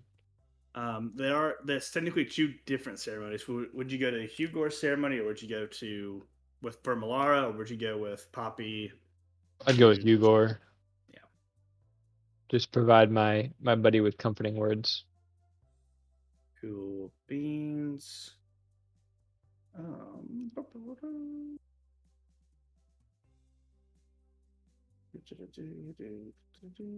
Cool. All right. How do I want to go to next? I will go ahead and do that, I guess. So Hugor going to the Moonthorn headquarters. Maida arrives just before the ceremony begins. Hilariously. Okay.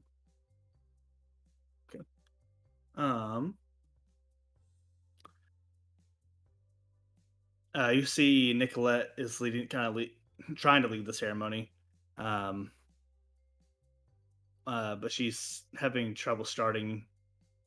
In that moment, Orabelle, who is the first year that you all took to the auction with you guys, who is also in Moonthorn as the first year. She's the one that's randomly wanted by the top criminal in Silverkeep. Silverkeep, thank you. Gosh. Different time. Different time. Years ago. And she goes to kind of like hold your hand in a to give you comfort, Hugor. Do you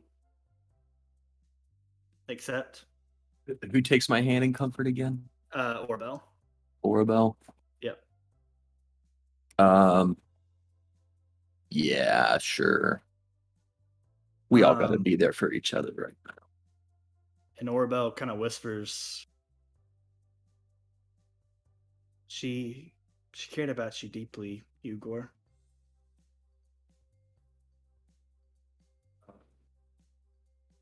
I can't imagine what you're going through right now.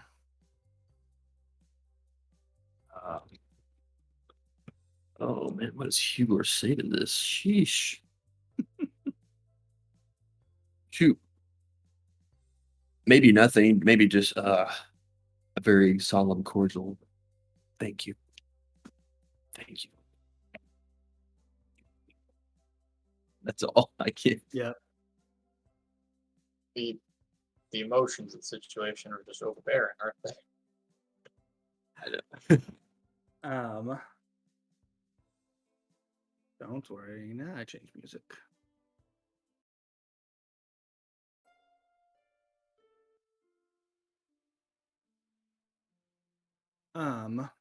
Nicolette starts the ceremony and says, Moonthorn, we have been a trying year for the adventurers.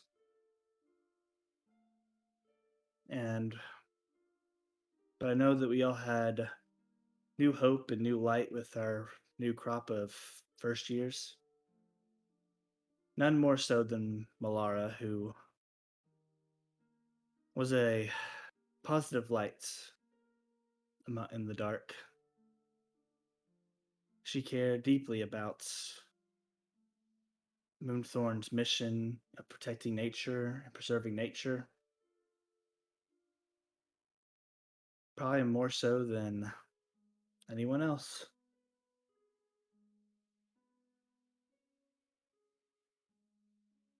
She was strong, fought bravely till the end.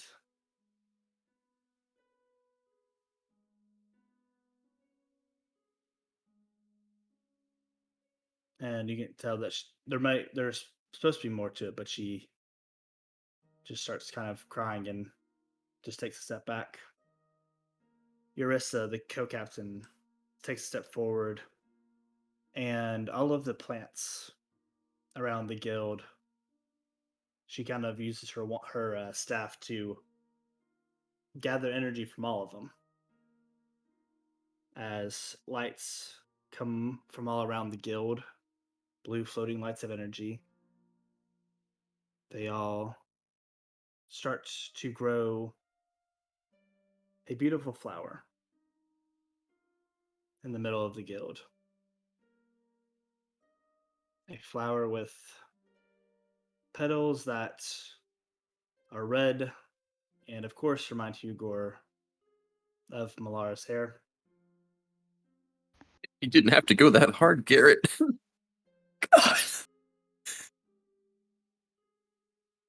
And Eurissa says, let this flower be a blooming of new life in honor of our fallen comrade. And she takes a step back.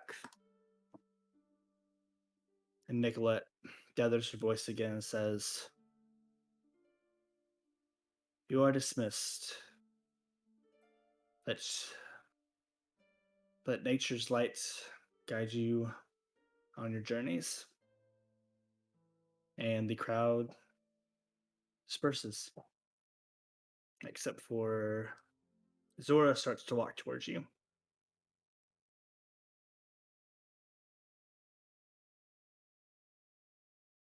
Who your only interaction really with her was her jealousy of Malara. Yeah. And she looks at you seriously and says, I'm sorry that I failed you as your commanding officer. To me personally? Yeah. Zora, that wasn't your fault. Should have known there was no place for her on a mission with our guild. Just seems to bring nothing but harm. I should have known better. Oh, I should have. I was the most experienced adventurer in the room, even more tenure than Villar. Yet all I've done for the past year or so is complain about how I'm not a co-captain. I've not been a leader for this guild, and from this point forward, I hope to change that. For Malara's sake, and so that hopefully there may not be another Alara.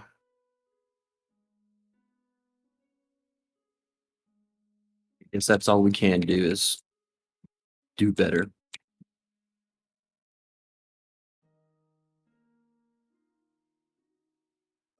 And she walks away.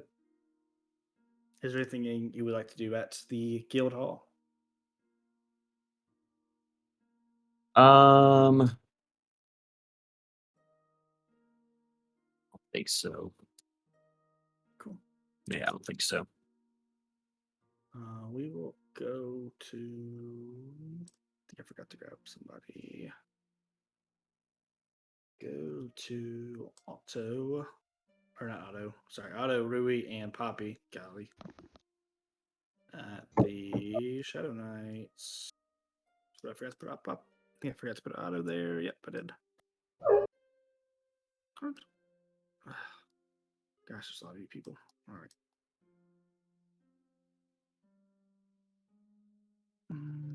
Boom.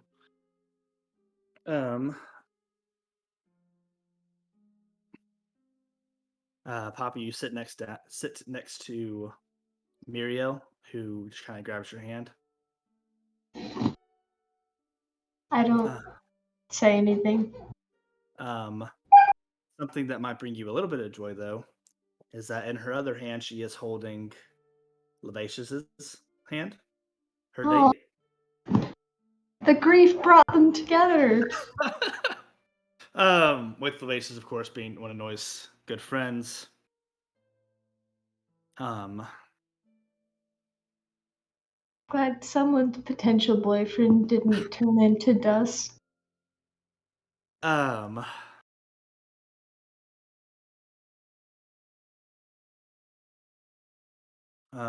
Ashes starts as you all sit around this banquet table. I never really know what to say at these things. Before, I have also failed you all by just being too drunk to attend. When one of our own falls.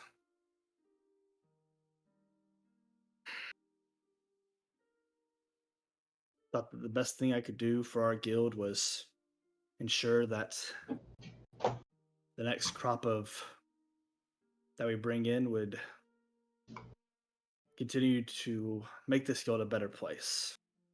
That someone may take my place and make this a guild worth being in after I'm gone. Noy was one of those. He was smart, he was cautious, but he always cared about his friends. When I asked him to be a Shadow Knight, he asked me. We were his only choice, and I asked him why, and he said there was no other guild that made him feel like family. There's no other guild that he related to more than the people in this room.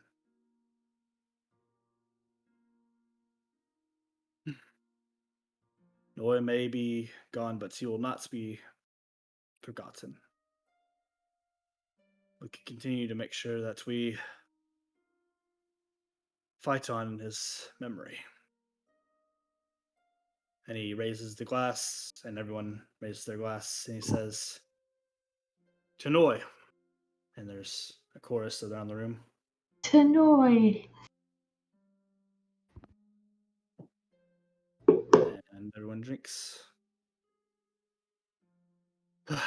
Quick order of business, I suppose. First year's, not you, 3 points, gestures to Poppy, Rui, and Otto. First years you have been assigned mentors. Kill, your mentor is Levacious. Sula, your mentor is Zabas. Nirabeth, your mentor is Enwin. And Miriel, your mentor is Guy-Lead. And you see across the table, the changeling waves and changes her face to look like Muriel's.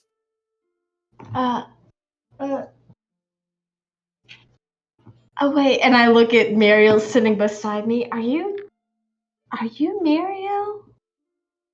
Yes, I'm Muriel. Guy-Lead is a changeling. She likes to surprise people, I guess.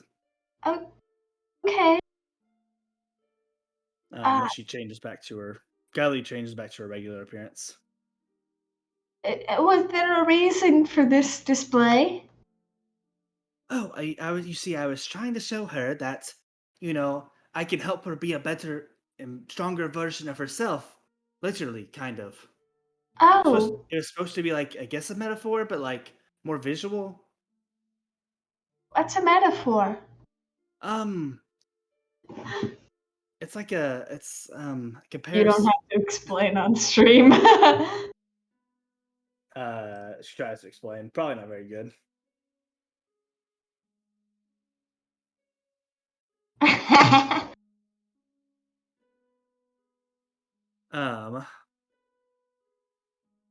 Sula comes up to you, Poppy,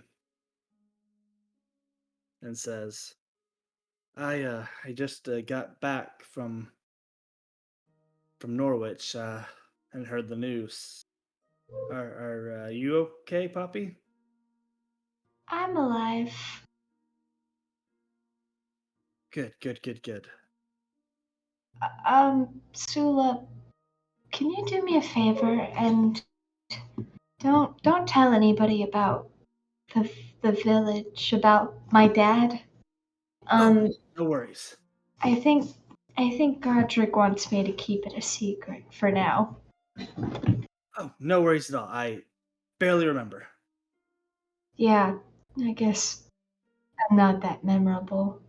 No, that's not just that. It's you're super memorable. I mean, you're like, this. You hit the arrows, you go pow, and you're like super amazing and strong, and you have like this really, like a smile that like brings everyone into the room, and like, yeah, you're super awesome. Okay. Thanks. I'm not really in a talking mood, Sula. Oh, okay. I He's just still standing there. I look towards Rui and Otto. We can't stay long. We're about to go on another mission, you see. Oh, okay. Also, do I mention the whole like Otto like Satella thing? Like, do I have to keep that part a secret or? Yeah, I think it'd be best not to talk to anybody about us. Weird things follow us, Sula. And I don't really know how to be normal. I thought we could just go out and be regular people for a bit and party and have a ball, but I'm starting to think that's not in the cards for us. Right. But can I tell people that I killed 7 vampires? Sula, Yes. I think I hear someone calling your name, and I think you need to go find who that is. Oh, okay. I don't know. Sula just runs off. I look at Rui with just the most relief and gratefulness she has ever seen. Thank you. I think he means well, but he's just, well, he's too much. And then Poppy kind of laughs and wonders, I wonder if that's how people used to see me. Poppy, I think that Salem means a little too well, if you know what I mean. No. I think that he might have a crush on you. Oh, well, that's unfortunate. I think I'll just wait for Valar until I die. Well, that is a way to do it. We can definitely talk about that later, though. And I look at Marielle and I give her one last hug, assuming we're on some sort of time crunch, and I'm like, we have to get going, but please take care of everybody and yourself. Will do. Maybe when we get back, we can have a sparring match like we used to. Or we can, just talk and not punch each other in the face. Oh yeah, I forgot we can do that too. Anything else from you, Sue, before you leave? Marielle, if you could maybe just tell Valar I said bye. Oh, I haven't. I guess we fought together, but I didn't really talk to him. I guess I. Oh gosh, that's really intimidating. I pat her shoulders like I knew you could count. I could count on you. I don't think I can face him again for a while. Oh, yes, okay. And then I assume we leave. Yep. I'm just gonna. You thought with all of Poppy's daddy issues she wouldn't go for the unrequited love arc? You fool! Just gonna go. I'm gonna use this room, I guess, for Godric as you go to the Temple of Palor.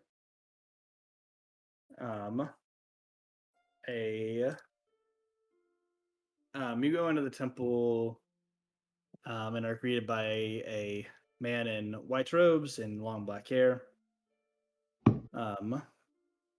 He bows to you and says, "Hello, I am Priest Lucidir. How may I help you today?"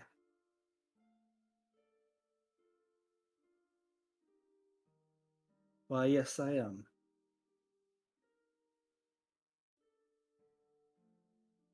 "Yeah."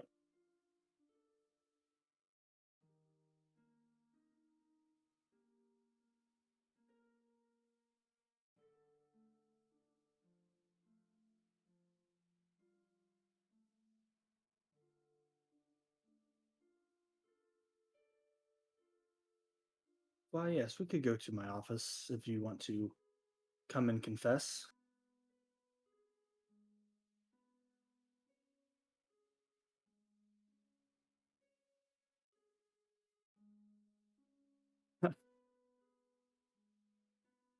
And he kind of guides you to his office, and he sits down and has the chair ready for you. You can see that there's some different books around and kind of on shelves in his office that seem to be different texts about Palor and a few of the other gods of Ashana.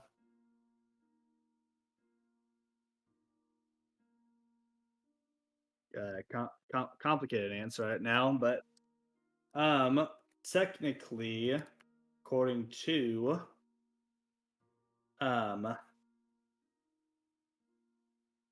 no, Palor is a god of the sun, light, healing, and summer. Is the what he is believed to be. Recently, you have found out that basically every god was made up except for the primordial ones, and by the Raven Queen is actually her and just her channeling worship. But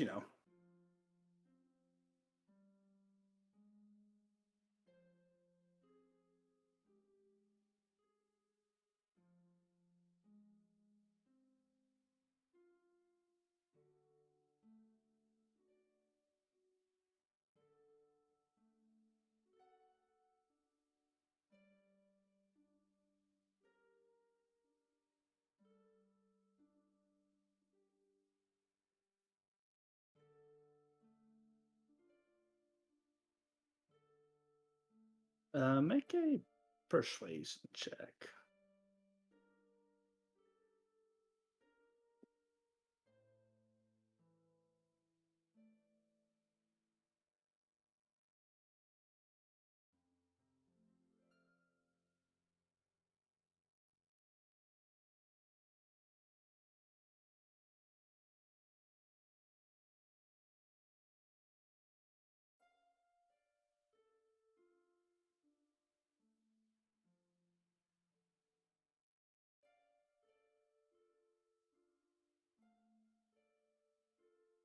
Well, how what a specific interest you have. Palor, of course, has always been known to operate in the lights. But if you are asking on what is the earliest known record of Palor and his ascension, I suppose. I mean, he was is believed to be the first of the gods, of the mortals to be chosen by the primordial gods to ascend. Um, According to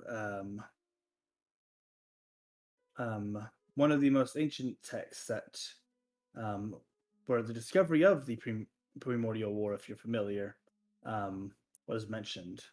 But Pelor is believed by many scholars to have been the first of the mortal gods to be ascended.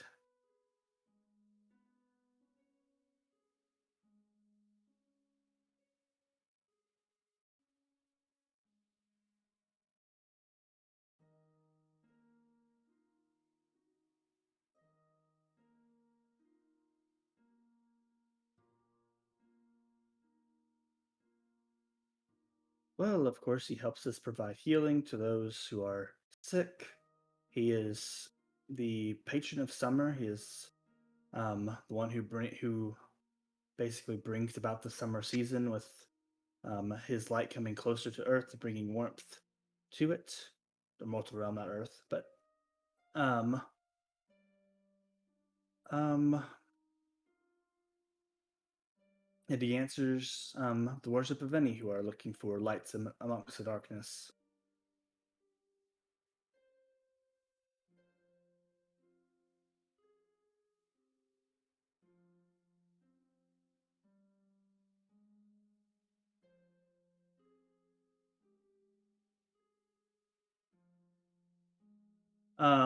It really is just a basic, like, kind of sun drawing, essentially. So nothing that you would think is the Raven Queen.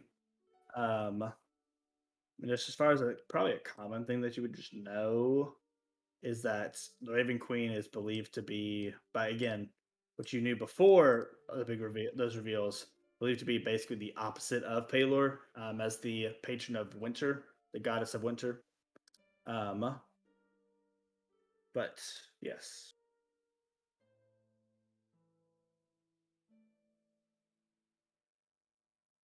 Yes, I pray and um, pray to Pelor in hopes of providing healing, yes, to those who seek Pelor's guidance and light.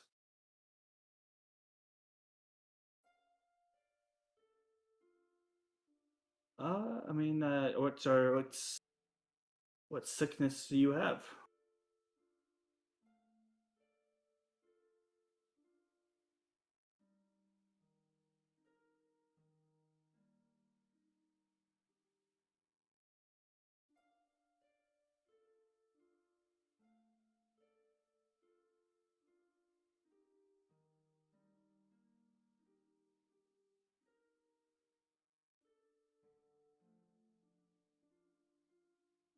Sure. I am happy to lead us in prayer.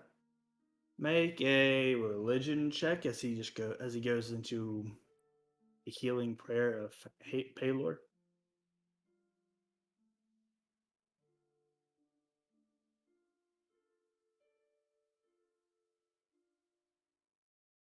Um, yeah, I mean, there's nothing special about it that you noticed about the words or anything. It just seems to be there seems to be a offering a asking a Pelor to heal a general sickness, and provide that healing upon others.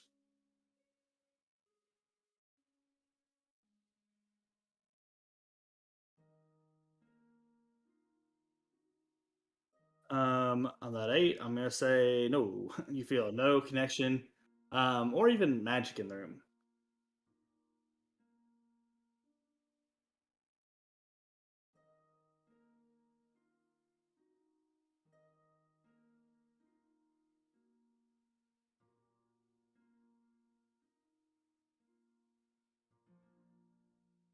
It's a pleasure meeting you as well. Yep. We will go to Issa. All right, Issa, call your shot. Damn, everybody I wanted to talk to in potentiality is just so happens to be at the market. Wild times. There's some new faces here. Yeah, there's some new faces from. Who's all this light blue? Light blue is silver ale. Okay. And orange friends? Humming wolves. Well, better not accidentally talk to those. You know, I'm just kind of stumble through the lot and accidentally bump into them and try to not make eye contact, but fail very miserably. Yep. Janie says, Issa, hello. How did your date go?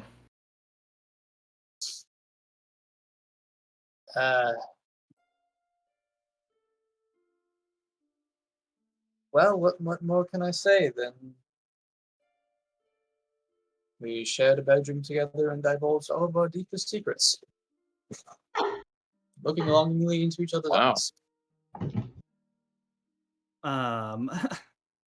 Janie kind of gasps in scandal, and Doria just gives you a nice little wink and says, I told you that was a nice dress. Yes, I'm very afraid to say it was. There was a passion and all that. Oh my god, that's perfect. Oh, I did not expect it. This has been a multi-week setup. Oh, I did not expect to get it back. Don't worry, darling. Well, do you have?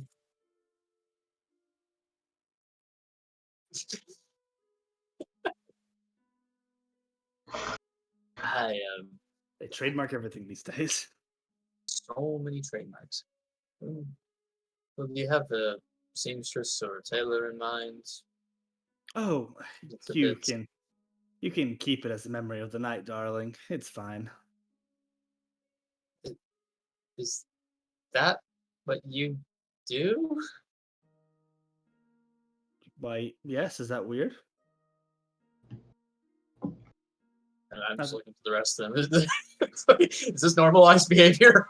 And then she looks at Neldor and says, not that there's much left when we're done, as she, again, elbows her boyfriend.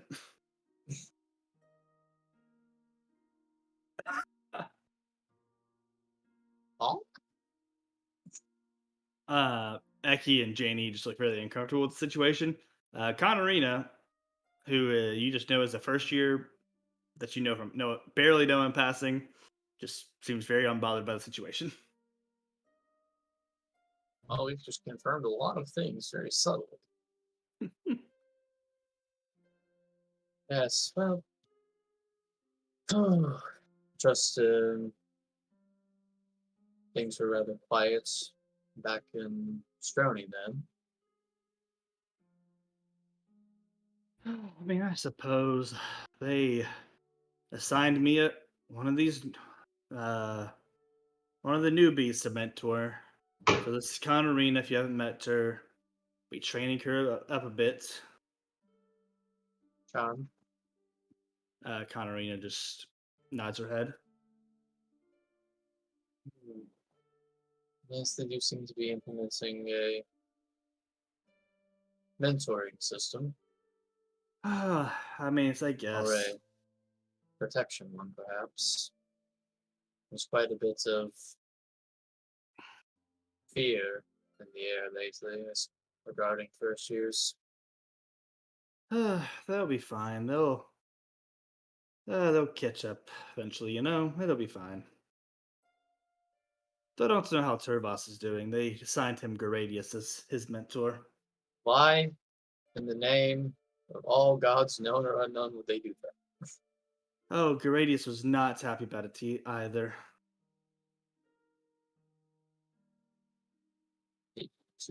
Turvos is alive, yes. Oh yes, Turvos is still alive. They're over there. She kind of gestures to where Gradius is Are we walking with positive Turvos. that's not like a shambling corpse where Turvos' soul once resided? Oh, what an interesting theory! I do love the way you gossip, Isa.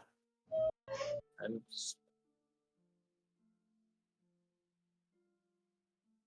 yes, sometimes I say too much. No, I think you are quite an interesting conversationalist.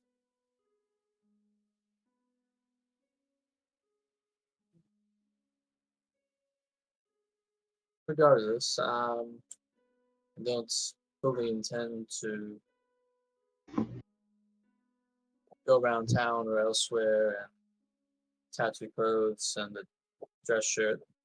So, if I can get any recommendation, I'm not asking for more clothes. That would be uncouth. Oh, I mean, if Although you have a second date, it did come out pretty well with your. I mean, if you have a second date set up, I can be more than happy to lend you some more clothes. Well, it's unspecified, but I'm sure we'll see each other again. Oh, we'll talk, dear. Might need to be talking sooner than later. The date might be coming up, Oh, he's coming back to your place now? He's one of those drop-in sort of guys. Doesn't really go and announce. It's this spur of the moment. Exciting How, moment. how romantic. Indeed. So, you have anything quick and easy? Oh, I mean, not on me, no.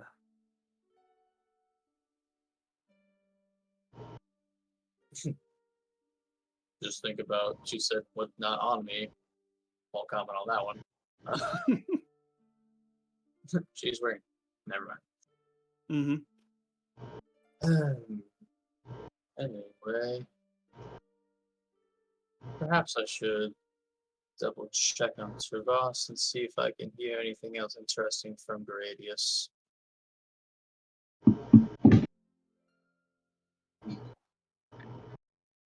Mm-hmm. Sorry to be in a little bit of a rush this morning. No problem.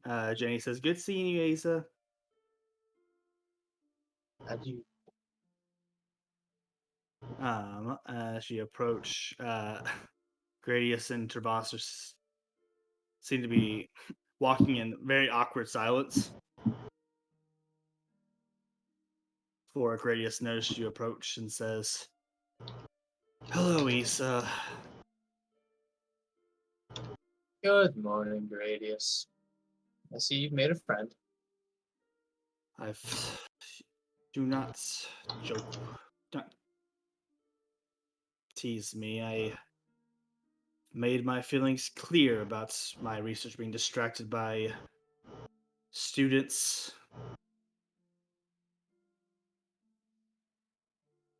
Just because these first years can't take care of themselves. They went for quantity over quality with this year's batch of adventurers. Gradius, tell me how you really feel. Turvos now not making a single facial expression as his class is being derailed. Whatever. Defamed, yeah.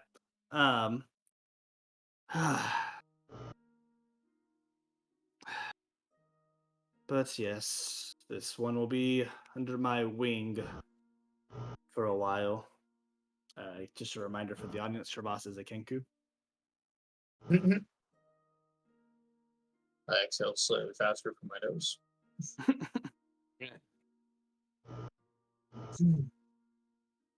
Well, think of it this way. You have a student, you'll have someone to explain things to and reinforce your own concepts. It's the best way to actually master an homer skill, not just quiet drudgery with locked up thoughts. Silora said I couldn't use them for experiments, so I don't know what other use I may have for him. Can't even dissect this one. This is the first year I've been told I can't dissect. On the matter of mad scientists, an interesting name came up today, if you've heard. What name? Oh, the bounty book member, the one named Isis. Yes, what's about him? Oh, I was just curious if nanoscience might have any insights into that one. He seems to have quite provoked a member of the party I've been assigned to. He is just, again, mad scientist, so scientist is a bit of a stretch. What I understand doesn't practice any real science. Just experiments and see how magic affects people. Just for the sake of it, I assume. Oh, he's following a process of rational inquiry. Is that not science? Sorry, I'm a moment of faith. I mean, I have no knowledge of what his experiments show. It's not like he is one to publish his studies or anything like that. No, but if he has any sort of accomplishments, might drive one mad. Especially if he is so highly ranked and known throughout the world. The only I don't know if accomplishments. Grace is known outside of the walls of Stroning. He kind of growls at that and says, being known in infamy for being a murderer of children is not the fame that I seek. Frankly, I do not care who hears my name. All I care is to find out the world's secrets. And so the vile doctor of the Storm Arrows has established his own code of ethics. I am, Not so bad. again, no doctor.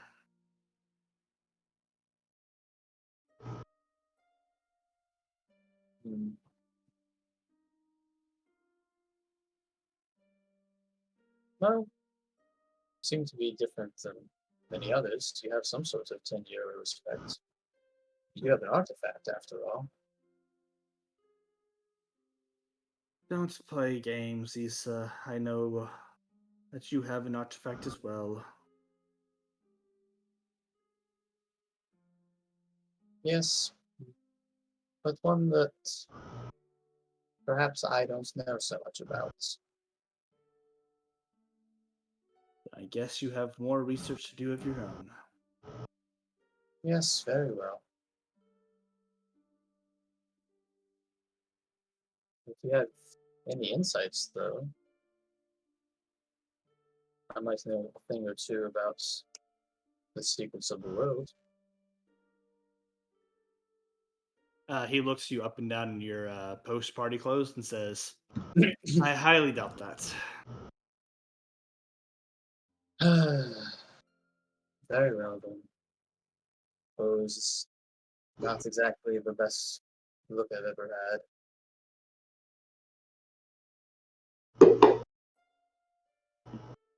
Come, Tervas, we should go. And they start walking off.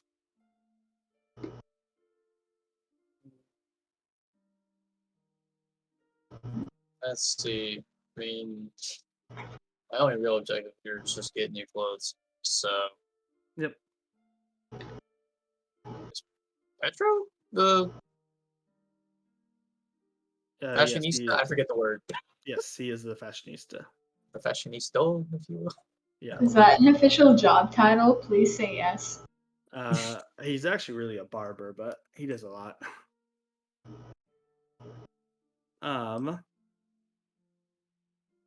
Hello, welcome to Patreon. Gosh, that was not the voice I used last time. I want to imagine that was just his uncanny reaction to seeing me. Hello, fuck. Oh, you have seen better days, huh? Oh, worse nights, but better days, yes. What can I help you with? Well, I haven't much time, but I have a pocket full of gold and a sense of dignity to regain. Is there any way we can fix this and maybe, if at all possible, cover up a bit? It's a little breezy. But I I mean, like the basics. This was a dear gift from a friend. the shirt or the dress? Yes. The shirts, I think, ought to be returned in the condition it came in. The dress, though, this is not the condition it came in. I can probably quickly sew it up for you, yes. I would greatly appreciate your expertise. All right. He gives you Was kind of a... rather beguiling. Did it have any other properties, or were all the glances and leers just my own sort of magic? What? I'm trying to make small talk. Uh, Is the dress magic? oh, no, not at all.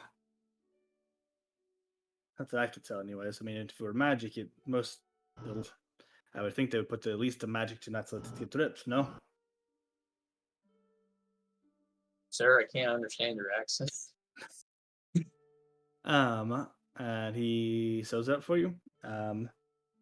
As he kind of gives you clothes to hang out in, I guess.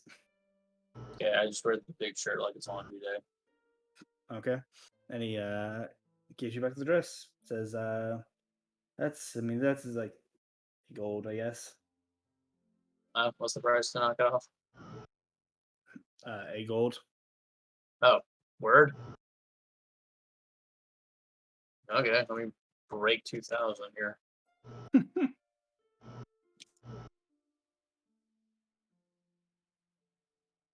Quick maths. Anyway. Oh. Well, I don't feel quite as much air on me now, so I greatly appreciate that. Hey, no problem, no problem. Was this one of yours originally? I would don't never. shop for myself much. No, that was not one of my designs. No.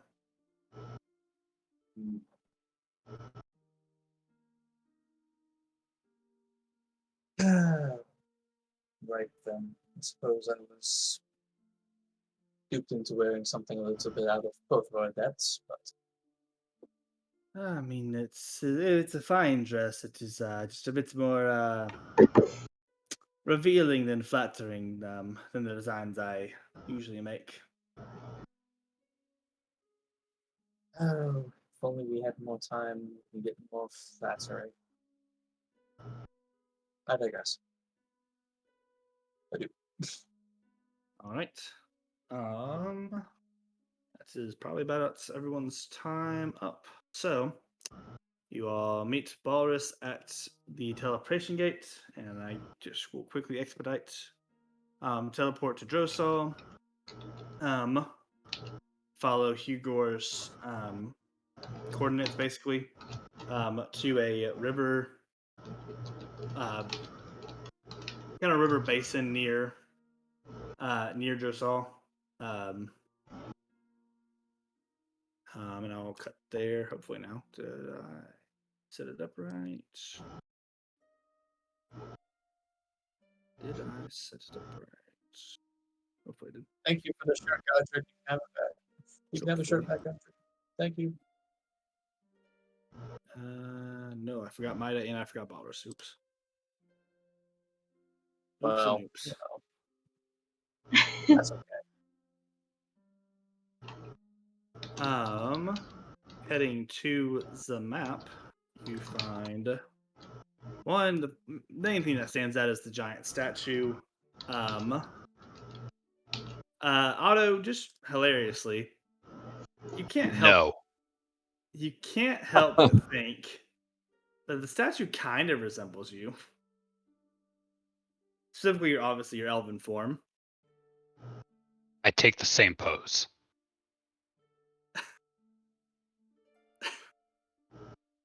Does anybody comment on Otto taking the same pose as the statue? We can tell that it looks like him. Did we saw him in his elven form, right? Yeah, you did. You did. Well, Otto, you suppose that's one of your great family members? Nah, that's me. 100%. What makes you so sure they made a statue out of you? Didn't he fight in this war with the gods? I mean, he's been alive for a while. I believe it. Well, I suppose I believe it too, but I believe one other thing too. Don't let it go to your head now.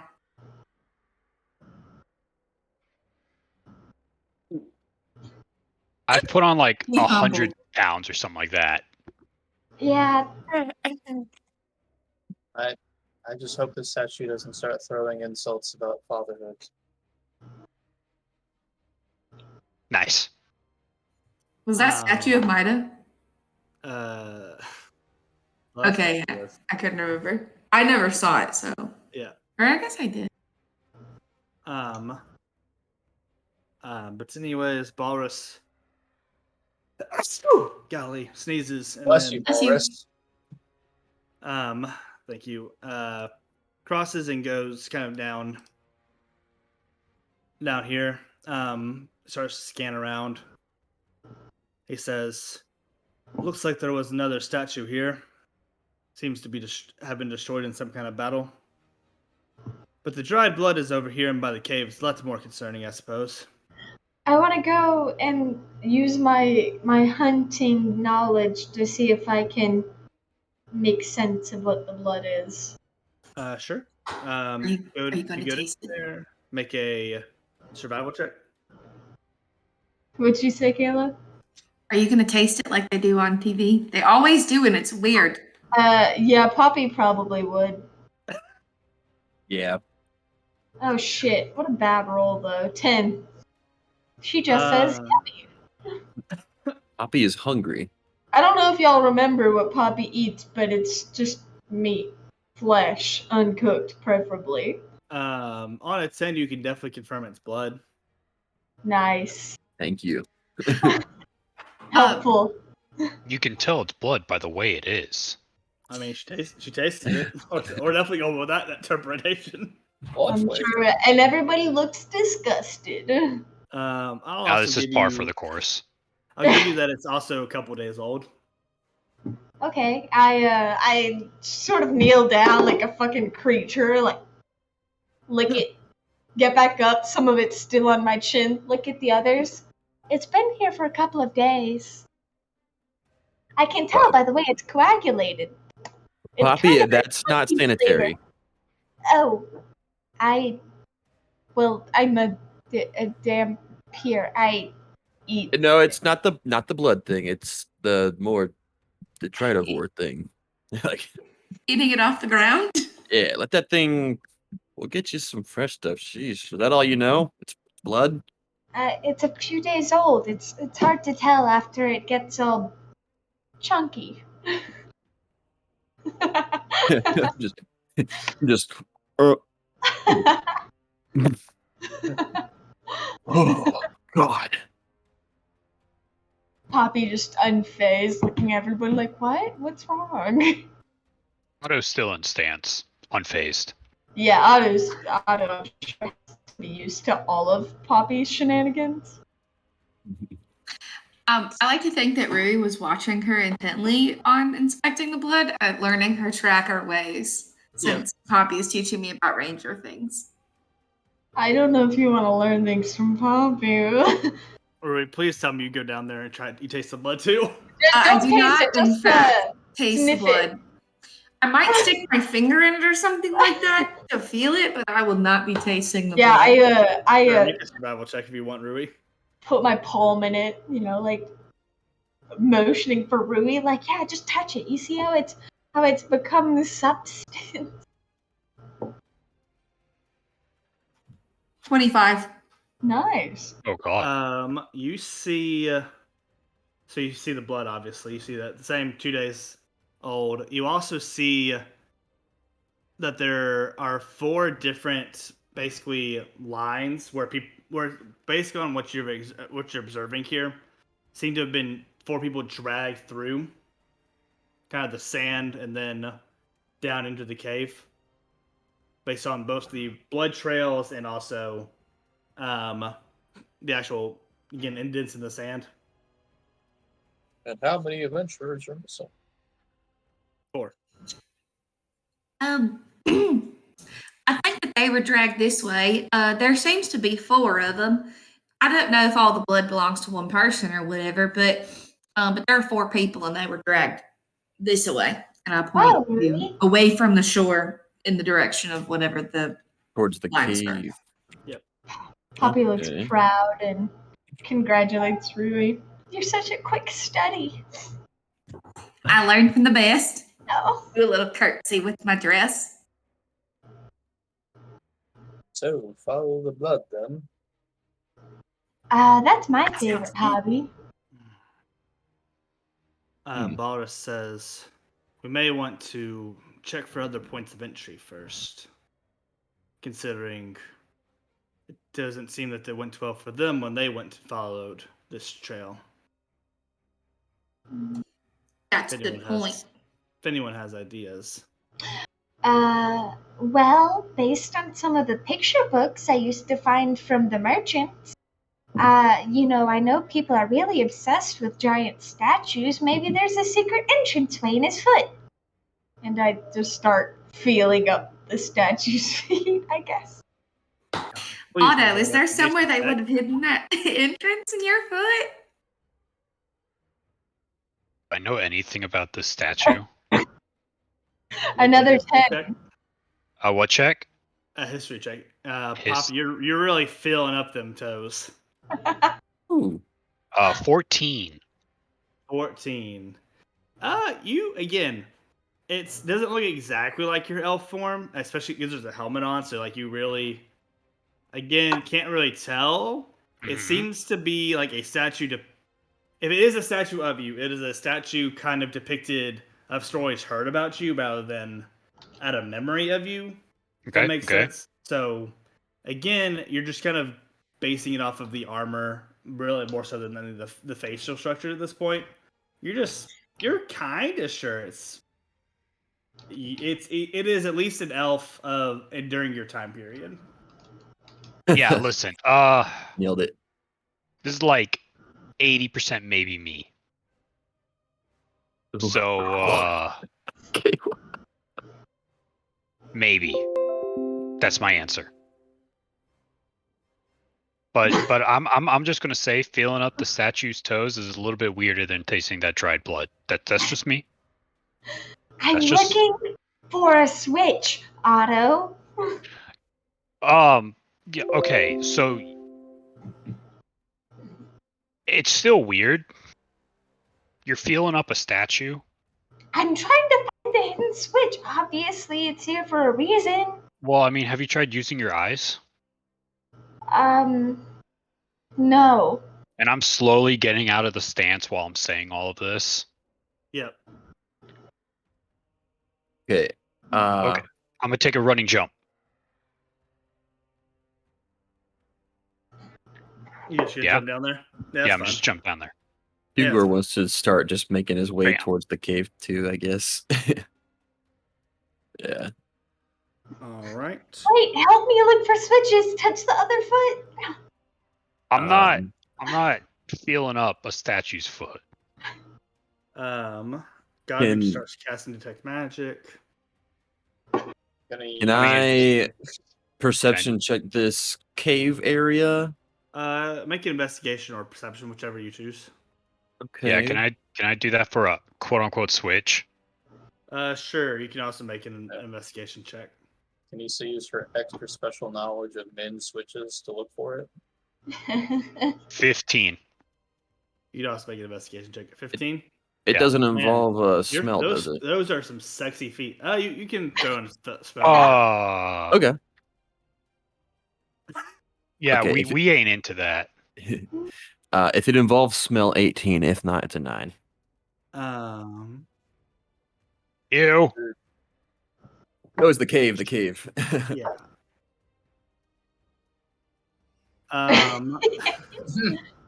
Oh, Tori. Issa, what was your investigation check? Don't go cringe. And then Issa understanding manufacturing, it was a 10. 10? Okay. It's actually a 5, but plus 5. Yep, their feet. Hugor. So you smell again the blood. A weird thing that also mixed in there is sort of a kind of sea creature fishy smell. It's got some funk. Some kind of funk from this cave. Kind of further in, yeah.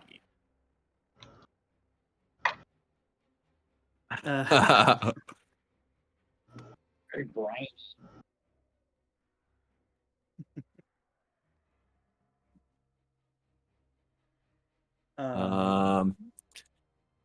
Guys, there is a stank coming from this cave. I'm just relaying the info. Sheesh. Godric, how long is the casting time? 10 minutes?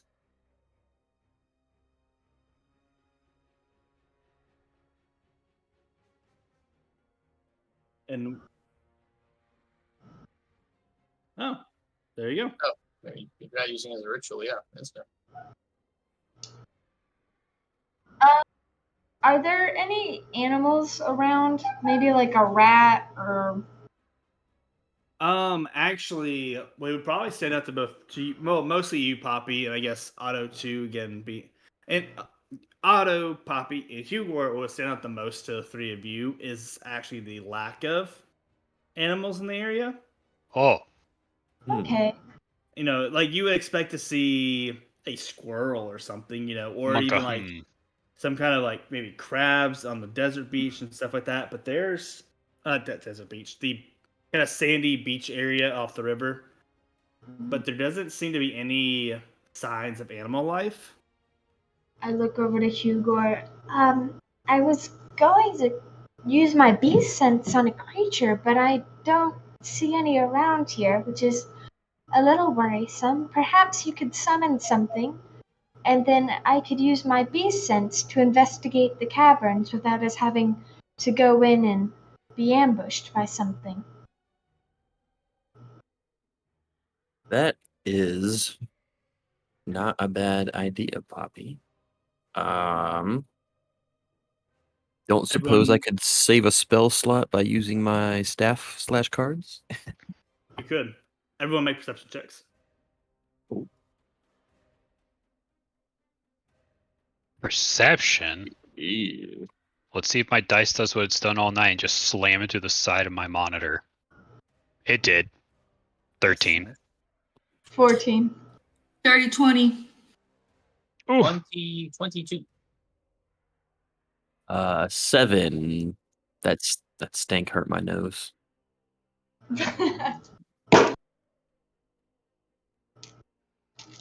Oh, it's also got a dirty 20.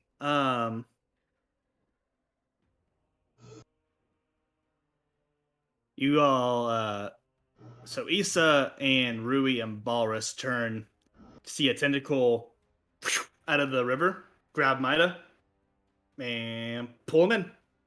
Oh, Damn it, not again. Can he just not die for one trip? is it amphibious kraken? Yeah, maybe. But Maida is pulled underwater. What do y'all do? Where's the tentacle? Oh, it came from the water. I they're- thought you said the cave. from the water. They're Got it. underwater. You're not sure where. No.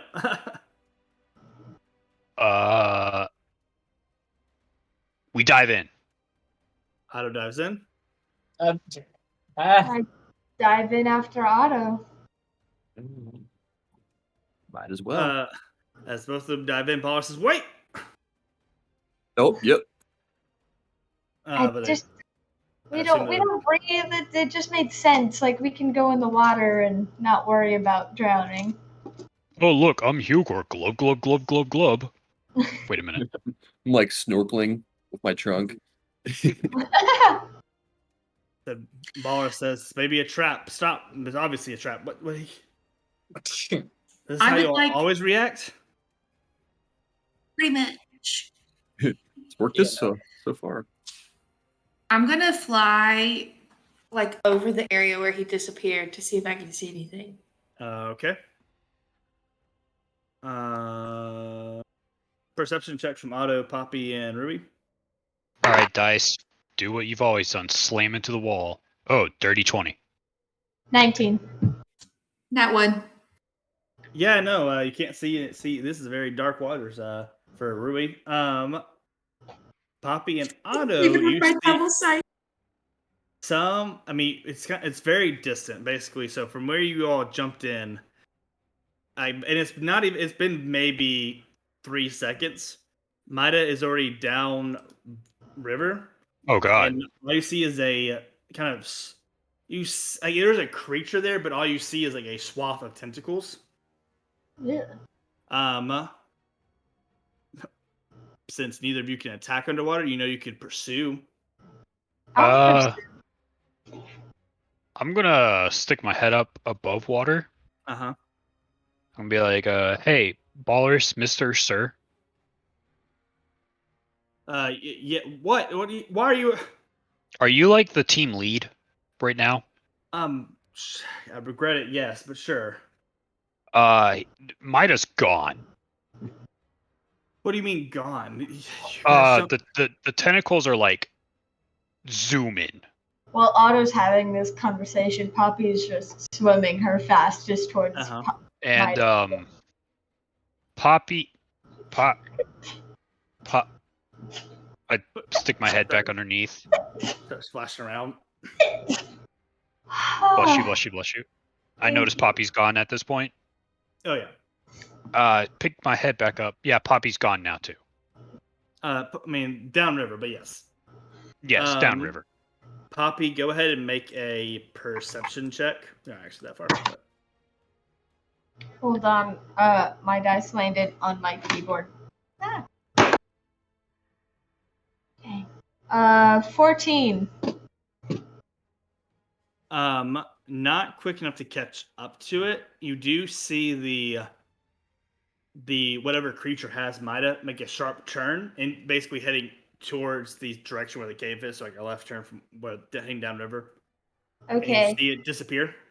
I swim back to the group. Okay.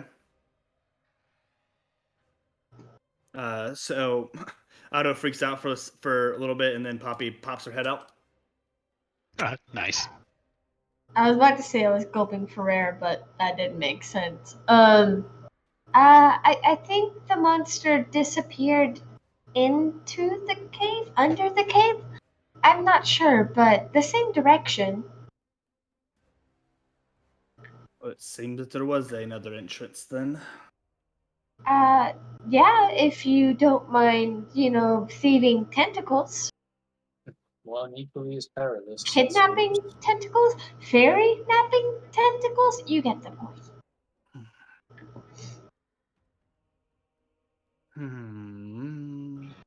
Also, some of our group is, they need a little more air than a river passageway would provide, but we could split up. All right, which of you can breathe underwater? I don't breathe. Yeah, same. I'll take Wild that. shape. You three can, if you want to, can pursue underwater. We can head through the cave, I suppose, the rest of us. We have a sending stone. I know splitting up isn't ideal, but if there's something waiting for us in there, maybe we'd have better odds if we surprised it by not all being in one place.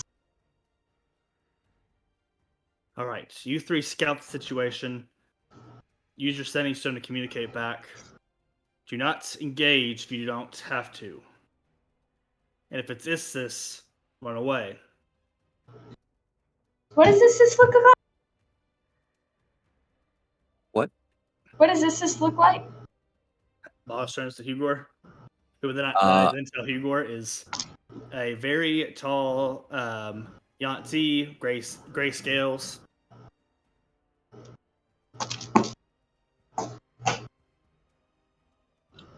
Yeah. You're so close, man, but you just missed it. Do I have a picture? No, I can't. No, well, we don't have time. All right. So we end today's episode. Group splitting up. Mida disappearing. Otto, Poppy, and Hugor following. No. You detected no magic. Mundane statue. The statue is just a nice decoration.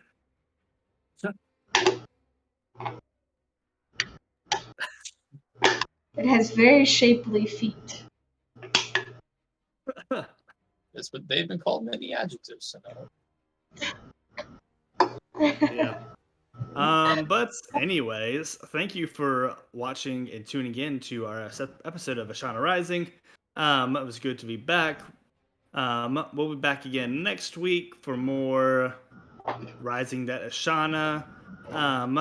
Thanks to the usual resources, patreon.com/Che and Peku for all the maps today. I think so, yeah.